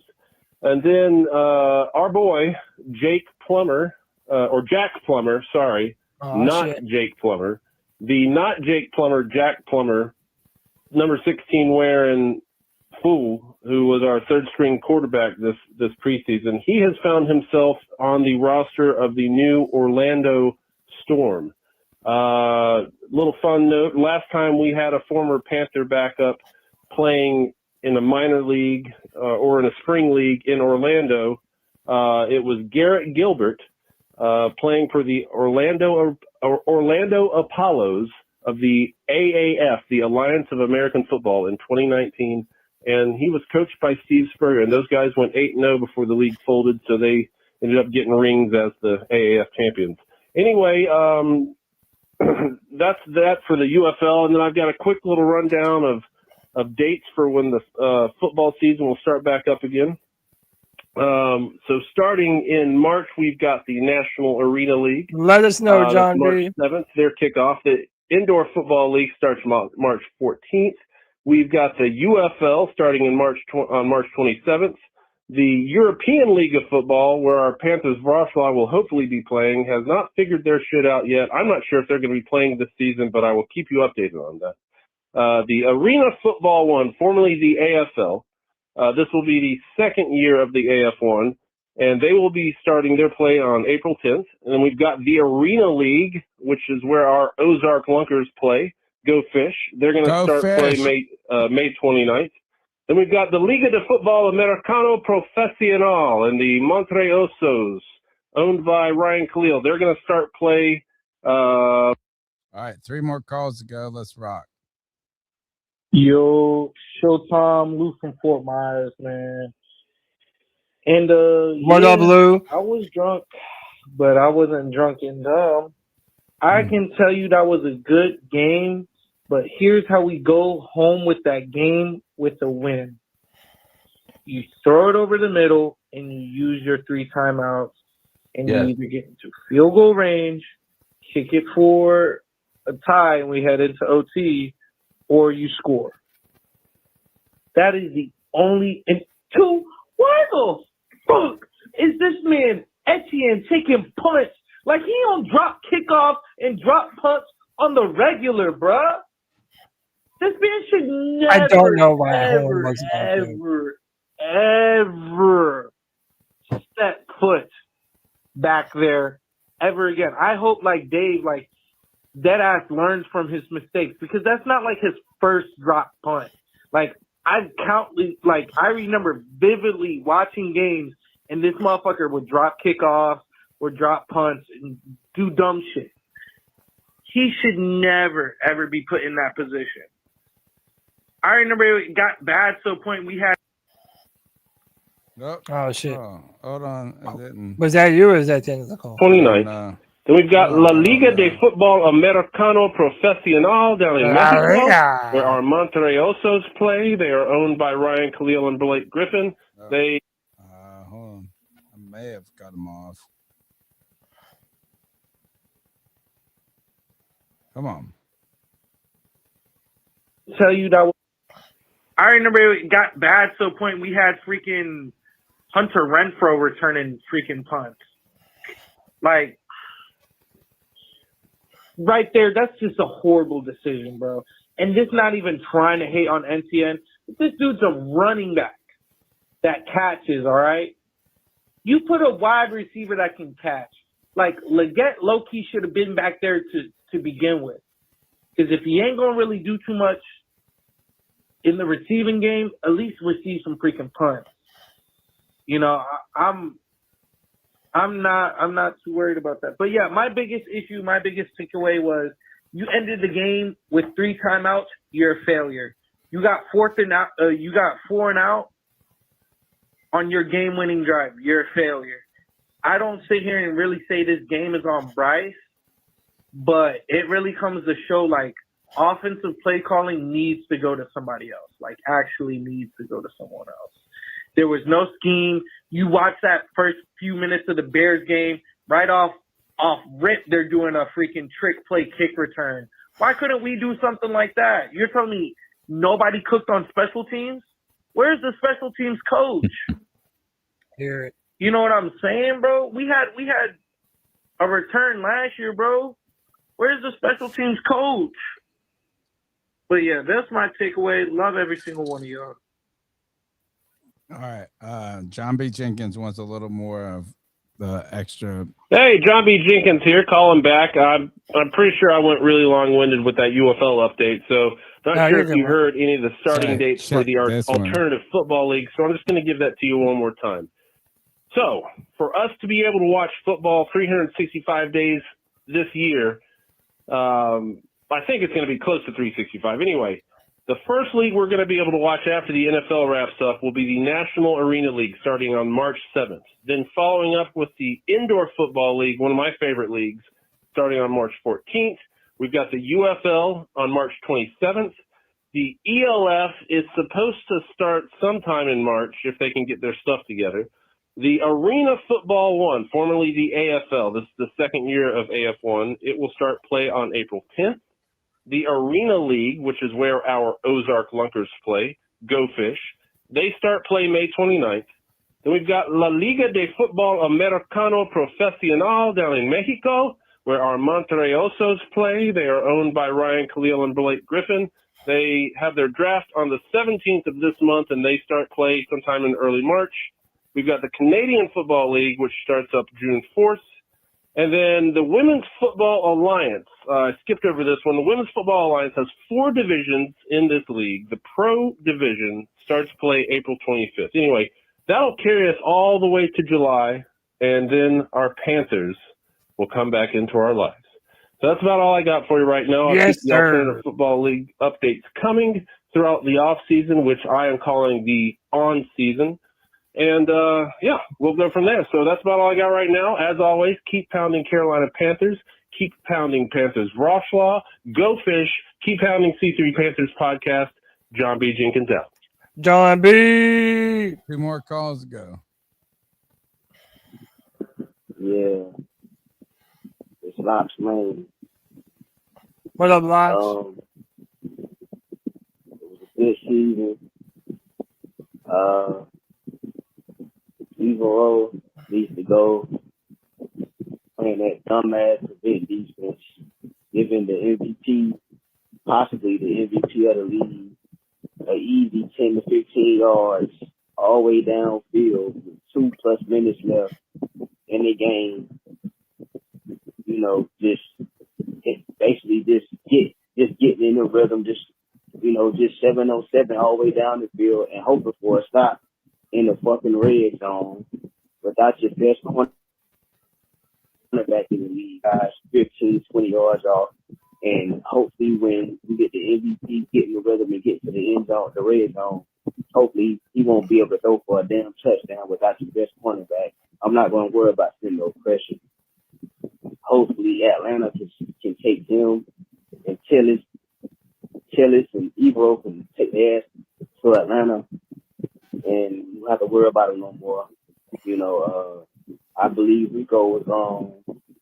I believe XL deserves another chance.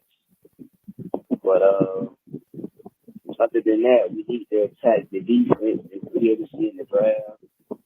You know, as far as the offense, just keep the offensive line continuity, bring some of those other guys back. I wouldn't even worry about the offense. I mean, you still could bring in a few pieces offensively, but I'm attacking the defense.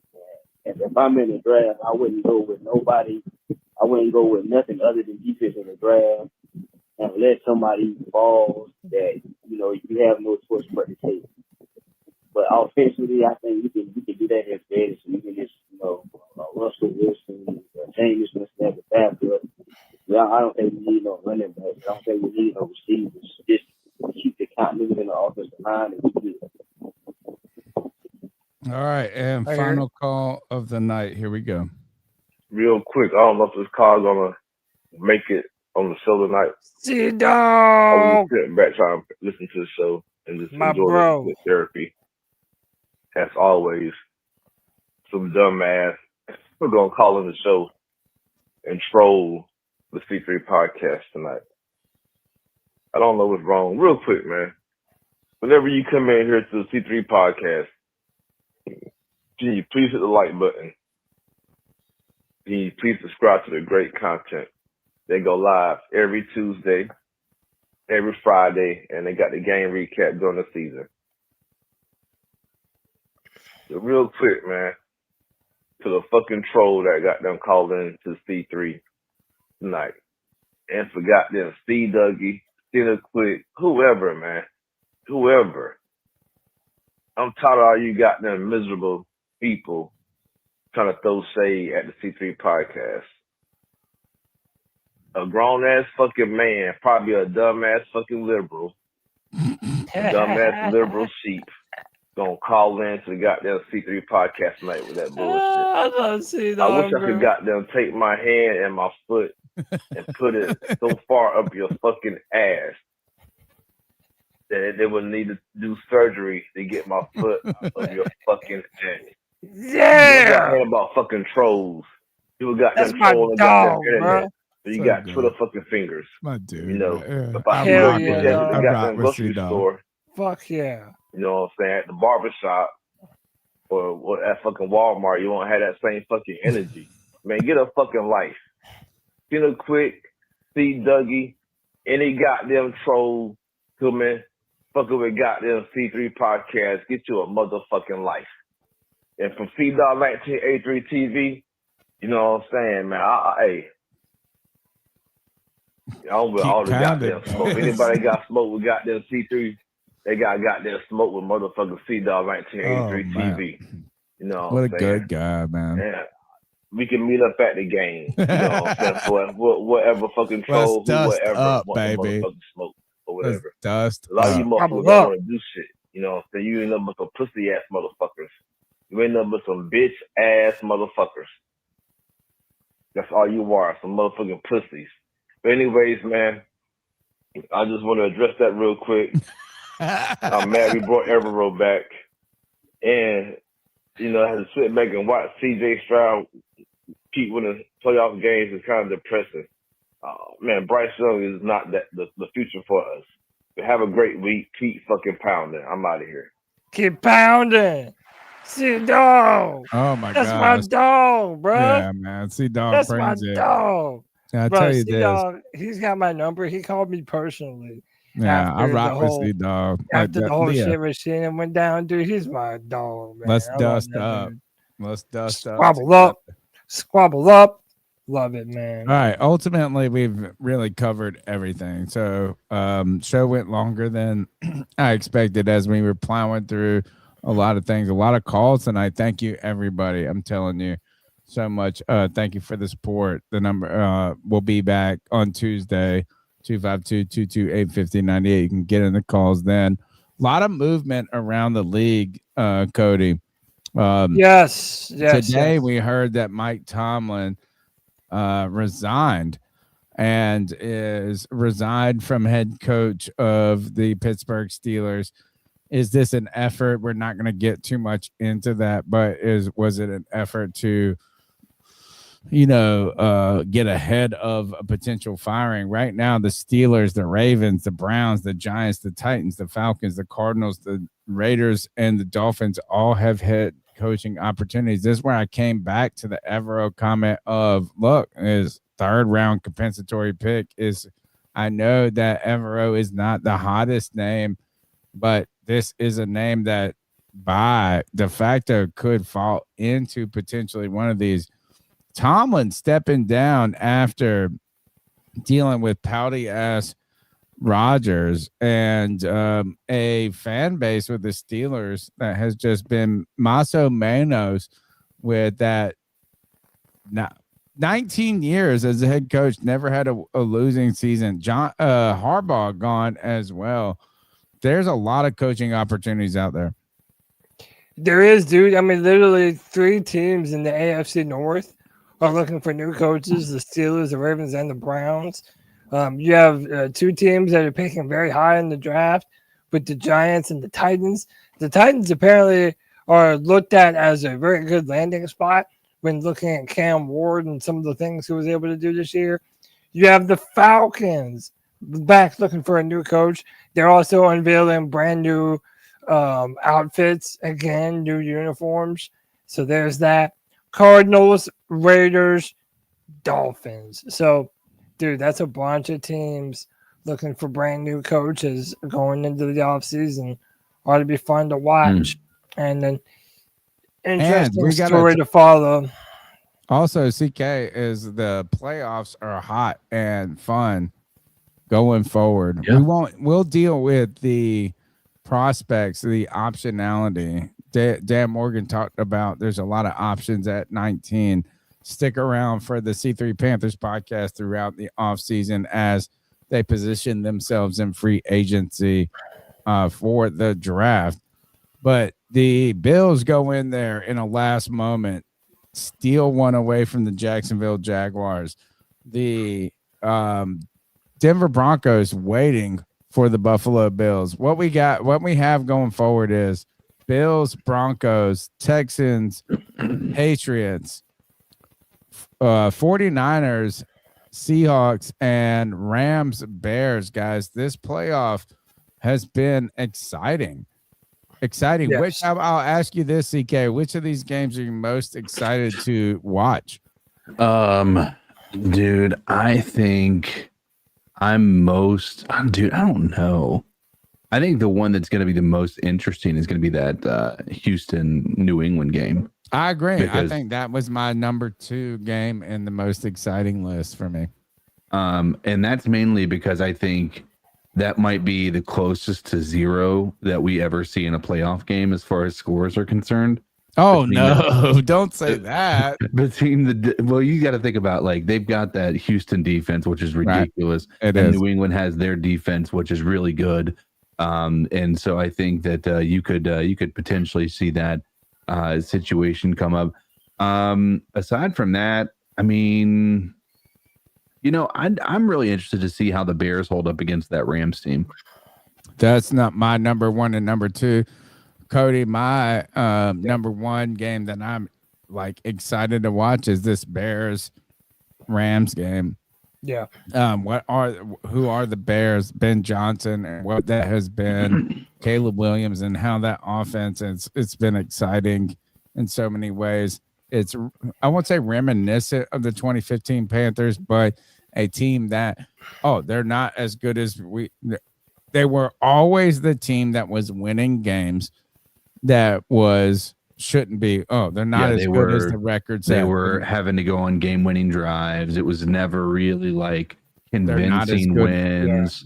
Yeah. Now I don't know who I'm rooting for in that one, but I'm going with the Bears. And the reason I'm going with the Bears is mainly because I would have been rooting for the Rams all the way through the playoffs. Right. Had I not heard what Matt Stafford said right before his drive. What did he say? Drive. Did you not hear what Devontae Yeah, Adams he said? went up to Devontae Adams and said, let's steal their fucking hearts. Yeah, let's steal their effing hearts. Yeah, he said, let's steal their fucking hearts. Fuck them. Yeah. Okay. So 2 things for me. I'll say Buffalo, Denver. And part of the reason why is like, dude, Josh Allen, year after year, gets crushed, his heart broken by either Patrick Mahomes and the Chiefs, Joe Burrow and the Bengals. There's no Lamar Jackson. Dude, this is the year he should be able to get if he's gonna do it, This This year. is the year. He Except is for the his new he is the kryptonite. quarterback. He is the Sean quarterback McDermott. that is the most like Cam Newton. Can he put the Superman cape on and actually go all the way and make it? Dude, to me, that's the one I'm most interested in seeing. However, You know, if I'm just being real, low key, my Super Bowl prediction is Texans Seahawks. Both of those teams' defenses are absolutely fucking vicious. All right, so and that's the reason the Bills are going to foreshadowing have what- a struggle to get to the playoff or get to the Super Bowl is because they're out of the remaining 8 teams. I think they have the worst defense out of any of them. Yeah. All right, so Bills, Broncos. Who you picking, CK? I'm not. I'm going with Bills on that one. Me too, because I picked against the the Bills Broncos. with the Jacksonville Jaguars. I thought it's the Josh Allen effect for me. Yeah. I'm going Bills there. CK and I are both Bills. Cody, where you at? Yeah, I'm going Bills. I think Josh Allen shows why he's the dude. Sticking with the AFC, Texans, Patriots. Who I'm you guys going got? Patriots. Me too. I'm like all right. I just Vrabel and this Drake May thing is too. I know that the Texans defense is incredible. I don't know why, but they're I'm not going to picking get the Patriots. benefit of a offense that is barely anything against these New England Patriots. So I think that this defense is probably as good, if not better, than the Steelers. And the fact that it was late in the third quarter before they could actually get anything going on the Houston side of things, I think New England is not going to take that long for them to start scoring points. So Houston's going to have to do something quicker than the end of the third quarter if they want to have a chance. Cody, Yeah. Texans, Patriots. Who you got? Dude, I'm going Texans. I just have to believe what my eyes tell me I'm looking at. That defense is savage. It is. Savage, dude. Now the Patriots is really good too, but I think the Texans are gonna pull this one off. I don't know. I saw the Patriots dismantle the Chargers. So Right. Yeah, but the good. Chargers also have like the worst offensive line of any playoff football team. That's also one of the things that Houston. I mean, now they've shorted up there toward the end of the season, but we look at the way that I just feel like what I saw was they have the pretty big weakness as the offensive line to the Texans out of anybody remaining. I agree with you. It's going to be a low-scoring game. I think it'll be a slugfest. Drake May is in the MVP race, so I think this would be a huge test for him to see what he can do against it. And remember, this has been the knock against the Patriots all year is that they haven't played anybody. Well, they're going to play someone now. Let's go next. San they've beaten the Francisco Bills. 49ers, Seahawks. I know you said that you believe the Seahawks are going to the Super Bowl, so I assume that you're picking the Seahawks to win this. I feel like there's always an upset, and the 49ers they were 5.5-point dogs against the Eagles. I don't know how the 49ers always win. I don't get it. I mean, they looked pedestrian against the same team on week 17 of the game of the NFL season that was for the division. And so I'm picking the San Francisco. 49ers here. Somehow they show up in these moments, and Brock Purdy, to your boy, Cody, Brock Purdy, the guy of guys. I'm going with San Francisco here. I don't know why. I just feel like there's going to be a team right here that's going to upset. And if there is one, I'm picking this one. So, much how I said earlier about the Bills, how there's no reason for the Bills, with no Chiefs, no Bengals, no Ravens, for them to not, make a push, if not now, win. You can kind of say the same thing about the 49ers. How many times have the 49ers been in the Super Bowl or made a really long, deep run in the playoffs, and then they just can't get it done at the very end? Kyle Shanahan's probably in the running for Coach of the Year with how many injuries they've had. Yeah. I believe Fred Warner's coming back at linebacker for them too. That's going to be a good. So is it not this game? It doesn't matter. Somehow it doesn't matter. They peel a guy off the fucking side of the streets. Yeah, no, dude, they're good at Allah playing has their been depth. amazing.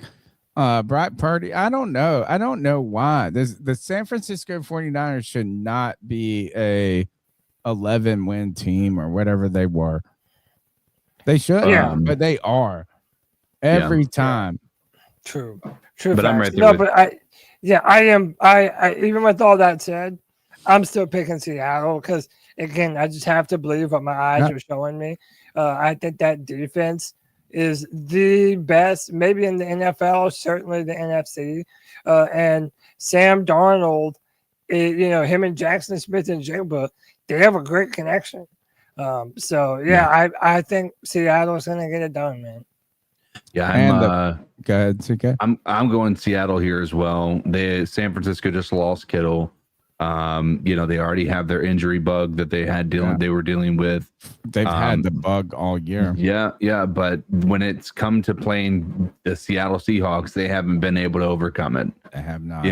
And so I think that this is going to be a tough one because I think they're going to absolutely eliminate CMC. I don't think CMC is going to be a factor in this game to pretty much any capacity. And it's really going to boil down to whether San Francisco's defense can stop Seattle's offense. And I just don't know that they're equipped to. The only saving grace San Francisco has here is Sam Darnold doesn't typically show up in playoff games. So we'll see we'll see what Sam Darnold shows up here. But I think I'm picking Seattle here. Final game, the Los Angeles Rams at Chicago, and I'm gonna do something I didn't expect myself to do because I wanted to be not that I wanted to be a Bears fan, but I just remember what it was like to be the 2015 Panthers when no one believed we weren't good enough, we weren't this and that. But guess what? I'm gonna be that asshole. I'm picking the Rams here. I mean, I just feel like the stage is going to be. I don't know if Ben Johnson's going to be enough. Sean McVay is secretly the greatest coach in football, and we saw that in the miraculous that fucking catch is steal their hearts or whatever. I'm picking the Rams. Yeah, I'm reluctantly going with the Rams here. I think experience is going to beat out the Bears.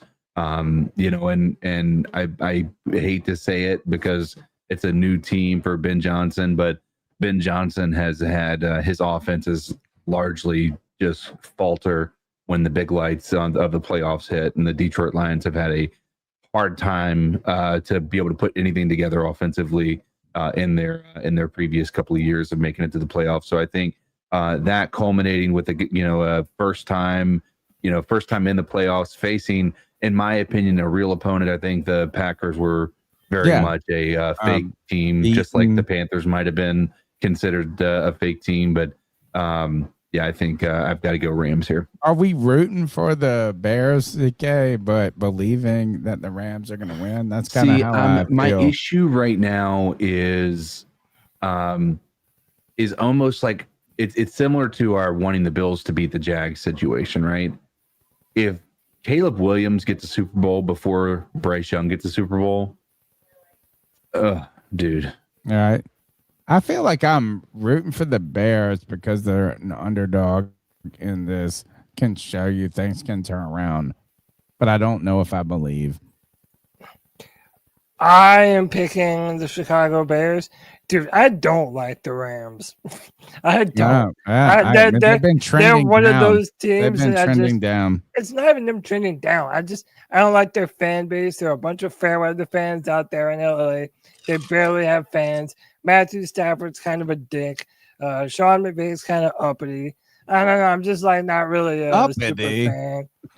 Dude, it's just like kind of has his nose pointed down at people to me. I don't know. Maybe I'm reading into it. For too sure, much. Matt Stafford. I mean, like I was a big fan of it until I heard those comments, and I'm like, What dude, you is he didn't. supposed to say? He's supposed to say shit like that, CK. No, whatever. I I mean, really listen, he just- might be able to say that stuff, but we also can hate him for it.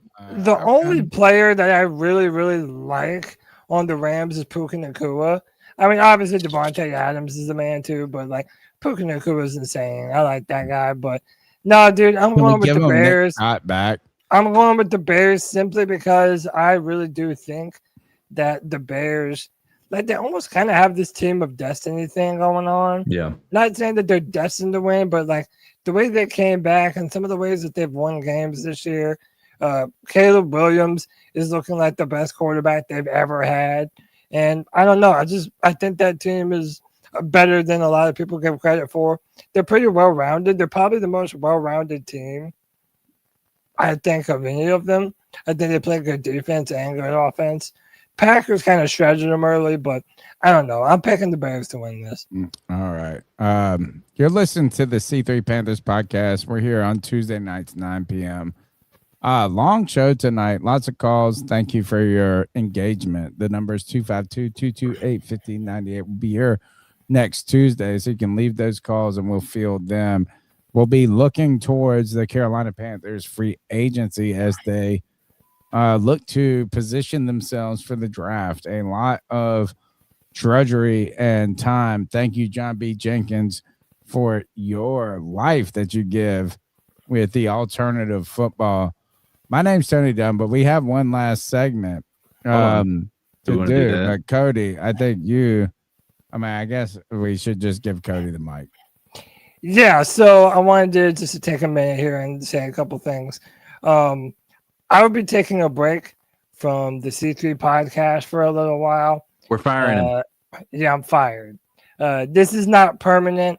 This is, I will certainly be back on the podcast, but I've got some things going on in my personal life that I need to take care of, that I need to see about. I've got some other things, some other irons in the fire. And, this has been such an incredible opportunity to be a part of this podcast. I love the podcast, but, I've got some things going on that I need to take care of. And I think this is a good time for me to take a break as the season rounds out. You're in good hands with my man, Tony Dunn and CK.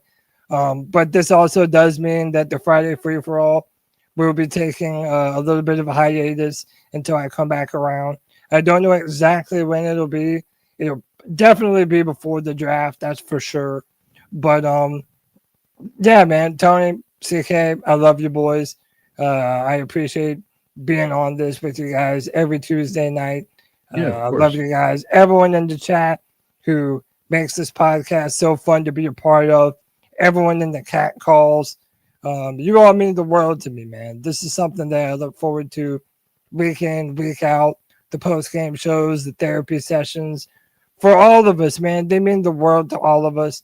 And it's been really fun, man. But this is not goodbye. It's just so long for now. I'm going to take a little bit of a break. And I'll be back soon, man, ready to keep pounding with my boys. So, CK, love you. Tony, love you. Everyone in the chat, love y'all sincerely from the bottom of my heart.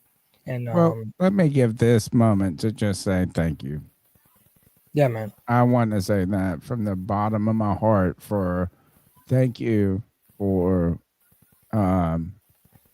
being a great friend to me.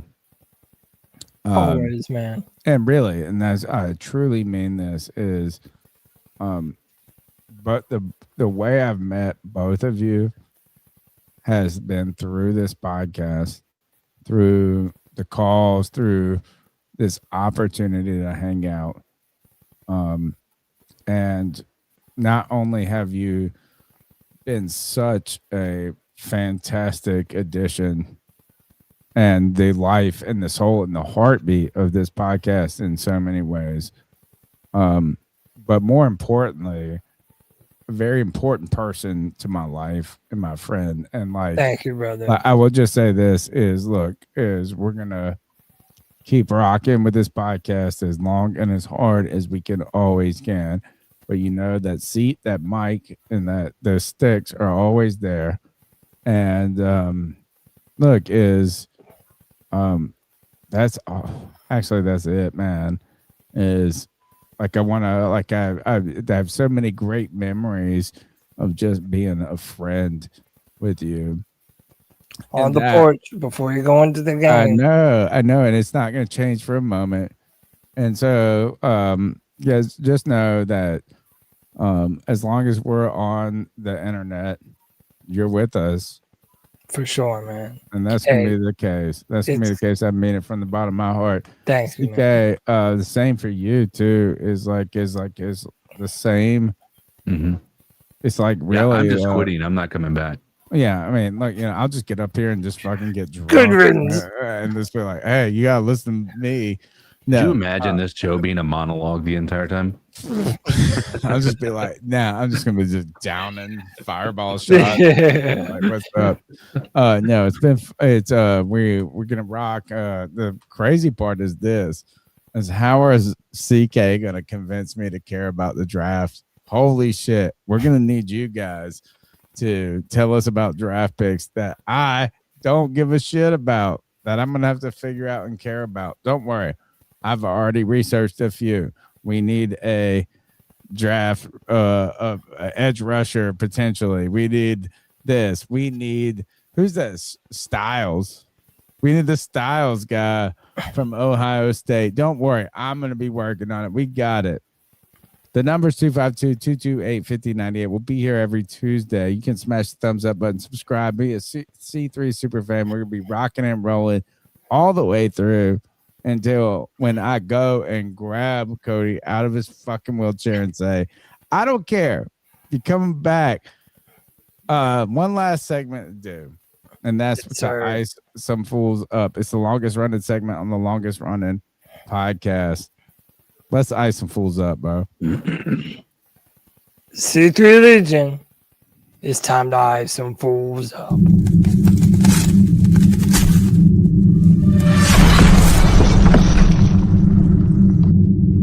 Ice up, son. Ice up. It's our homage to Steve Smith when we tell someone to ice up, toughen up, to get it together. Everyone's fair game from our family, our friends. Maybe I'll ice up these fools on the podcast. Nah, I love these brothers. I love you guys in the chat. Who am I icing up? I don't know if I'm icing up I got a lot to go. CK, you got something for us. I'll let you go, man, and we'll slip in between. I would say this is I don't like politics. I don't really care about politics. That I've removed myself. I invented this podcast because I wanted to stop talking politics. I don't know about the ins and outs of what's going on any of this shit. Like, I just peep in. It's kind of like the weather for me. It's like when it gets really cold, I'm like, oh shit. It's like, is there snow? Like if somebody's like, oh, there's snow coming, I'm like, oh, now I got to check the weather. When anybody brings up political shit, I'm like, oh, I haven't been following any of this. I don't know what the fuck is going on with this Venezuela shit. And I'm sorry, and I have no position. I'm not a Trumper. I'm not an anti-Trumper. I'm a non-political. I'm apolitical. But somebody asked me, they were like, what's going, what do you think about the Venezuela? I was like, I don't know anything. And I just Googled this shit. I was just Googling it. And I didn't find a reason. It was I thought it was going to be, at first there was this suspect reason, not suspect, but it's they're sending drugs in and the government's making, and then those stories disappeared. And it was just oh, we want their resources. Are we an empire? Are we is the extension of the executive office an extension? I don't know.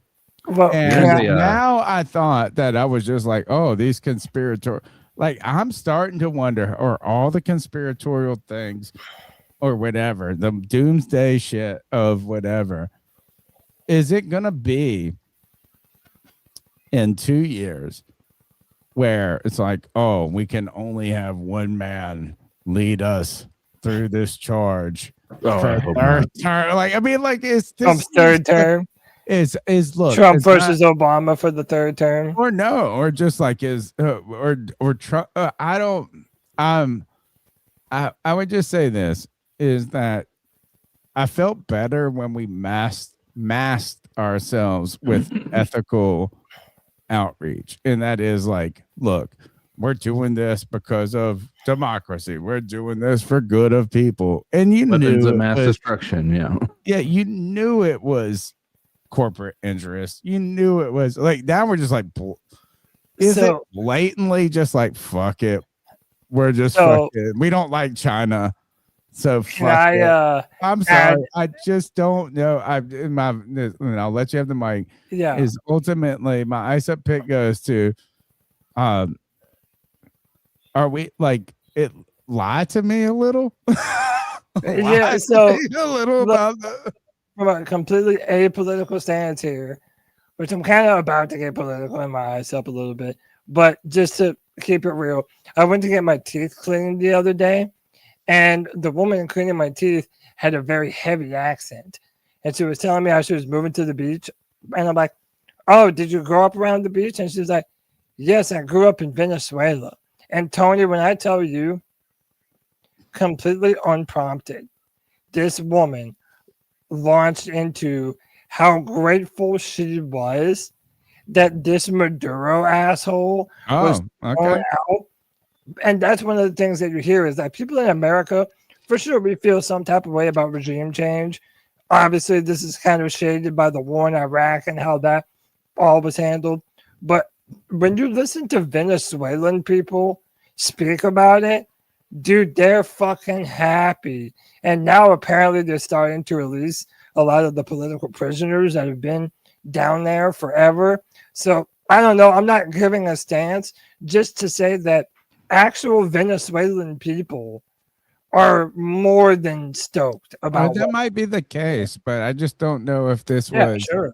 I don't know if there was, it's like if we think historically, if there was a current of American opinion of like intervention or this or that. Like, I felt like this was, I would just say this was not on the public discourse dialogue. Yeah, I'll tell you this part too. There's a really, there's a show called Jack Ryan on Amazon. It's worth watching. He does a pretty good explanation. It's almost like a direct correlation to what's going on, even though this show came out years prior to any of this happening. But basically, he talks about how you have a country on the brink of collapse, and when it collapses, you're going to have your enemies swarm in to save them, or essentially become a part of that country in some capacity. And when you're within 30 minutes of a ballistic missile being able to hit the continental United States, the United States absolutely wants to have a say and a hand in how that's going to be held, similar to any other, major superpower in the world. They're going to have the same approach. So there's that. There's multiple pieces to it, I think. Is it resources? Again, it's a whole host of things, I'm sure. How about healthcare in America? How about this or that? I'm surprised. My ice up, and just to finish my ice up, it goes to like the overextension of executive power. Yeah. And that might be actually a referendum on Congress for not doing a fucking thing. And letting when Congress does not make laws for the good, and they punt and punt and punt and punt, they give the executive branch power. So I just don't know what's going. I don't know the ins and outs of any of this, but I was like, oh, I was worried about fucking inflation. Yeah. That's what I was. Yeah, man. I'll piggyback off of that, Cody, real quick, and my ice up is I think something about, you know, and again, I'm more of a right-leaning, you know, individual. I'll be the first to say it. I hold Christian values and all that stuff to a high standard, right? You know, within my own life, and try to live the best way I can in that regard. But there's one thing that I think has remained true, and I think we see it across the board. But and now I want to preface this by saying I'm not stating that whomever you believe in as your president or your power structure or whatever is that they're an evil person, right? But there's a saying that I think is true, and that is absolute power corrupts absolutely. And my reason I bring that up is the moment that all of these wins start to stack, there's just almost another step that we're willing to take. That's like we're stepping over a line every time, right? And that bothers me slightly because it was, you know, becoming involved in the, you know, Israel and all that stuff situation, and then bombing Iran, and then again, all things that I think in a vacuum make tremendous sense. Then the Venezuela thing, but then you start talking about taking over Greenland, even though they want nothing to do with that. Like they don't want to have anything to do with the United States taking over. By the way, there's only 56,000 people that live there. I know, and so my mindset is this: like there's we might invade Greenland, and like there's this mindset, or like when Trump's asked about who's running Venezuela, you know, last time I had to answer this, you guys, it was controversial. She's like, well, who's running it? We are. And I'm just like, that moment, like it's just those situations that I sit here and feel like, I don't know, like I don't get the feeling that what we're doing from our leaders are really, I don't know. And this isn't just one side or the other. This is legitimately everybody. I as I'm getting older, the moves that are the people that are supposed to be leading us don't feel as though they're intended to move us forward. Yeah, it's to move an invisible group of people into a better spot. But you know, that's I'm just icing up the fact that it just, you know, we continue to do one thing that just seems to be over the top, and then another thing, and I don't know. I'm certainly, I think there's a lot of really good things that we've done and that continue to do, but the idea that we continue to put our mind in our efforts, our money, and all this stuff into other organizations, other countries, other people that have no real benefit to us outside of maybe the stuff we've talked about. I don't know. I'm starting to become a little bit exhausted by the nervous. How about this? Let Exhausted. me ask you guys this: what is the fatigued. largest state in the United States? Alaska. The largest. Alaska. Oh, well done, guys. Because I thought it was I was like, oh, and I was like, oh, No, Alaska. dude. But here is the thing: this is Quite Seward. parallel. So Seward, who was Lincoln's Secretary of State, the Seward icebox bought Alaska, right? And they call it Seward's Folly. Seward's icebox. Seward's, but he also had a plan of the great American empire, and Greenland was part of it. I was like, did Trump just read a Seward book? I've been looking into this for such a long time. Oh my god! I was like, Seward's the fucking man, Dude, bro. There's actually a great conversation to be had here about Greenland and its geopolitical importance and the means of controlling production and the resources. But similar to Alaska, if we did take Greenland, we'd probably just buy it from Denmark. And it's looking like that's probably what we're going to do. But again, that's a whole nother. That's a whole. It's a cheaper to invade. I don't know, but then there's also talks that they might get like $1 million per person in Greenland just for being 56 million, dude. Yeah, whatever, dude. There you go. All right. But okay, so it's funny. I have a serious one and then a funny one. We've all kind of decided to go a little bit political tonight. Mine's definitely political. I'm going out with a bang here. Listen, I'm not. There's a lot of criticisms to be made about our country. There's a lot of criticisms to be made about our president. To me, this whole shit with the Epstein files is so fucking embarrassing to our country. It's absolutely ridiculous. Now you have Bill Clinton not going in front of Congress to testify.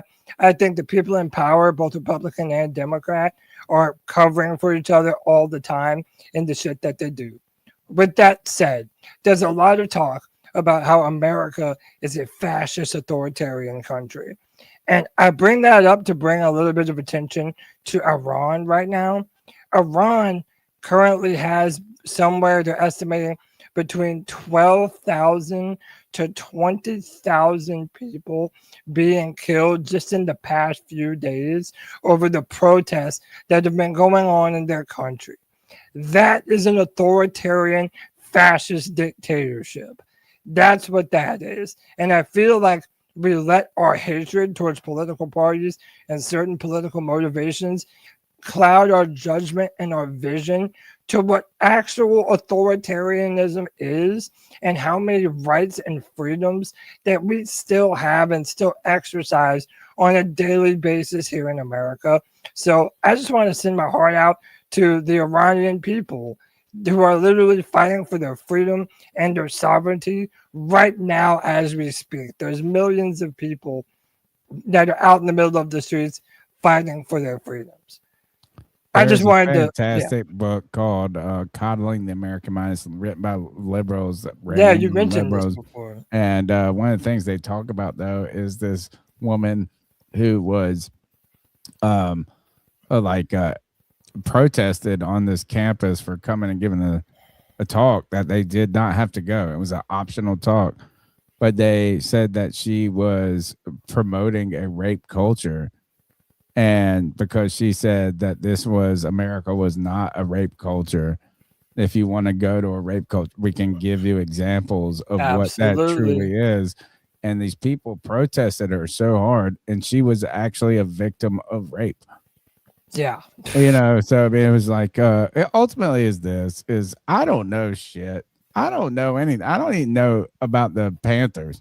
Just a fan talking about the Panthers from my perspective. And that is, I'm just living in this world trying to figure it out. My name's Tony Dunn. I got one more. I got one more. I have a lighthearted. Somebody about to fun die. This is more.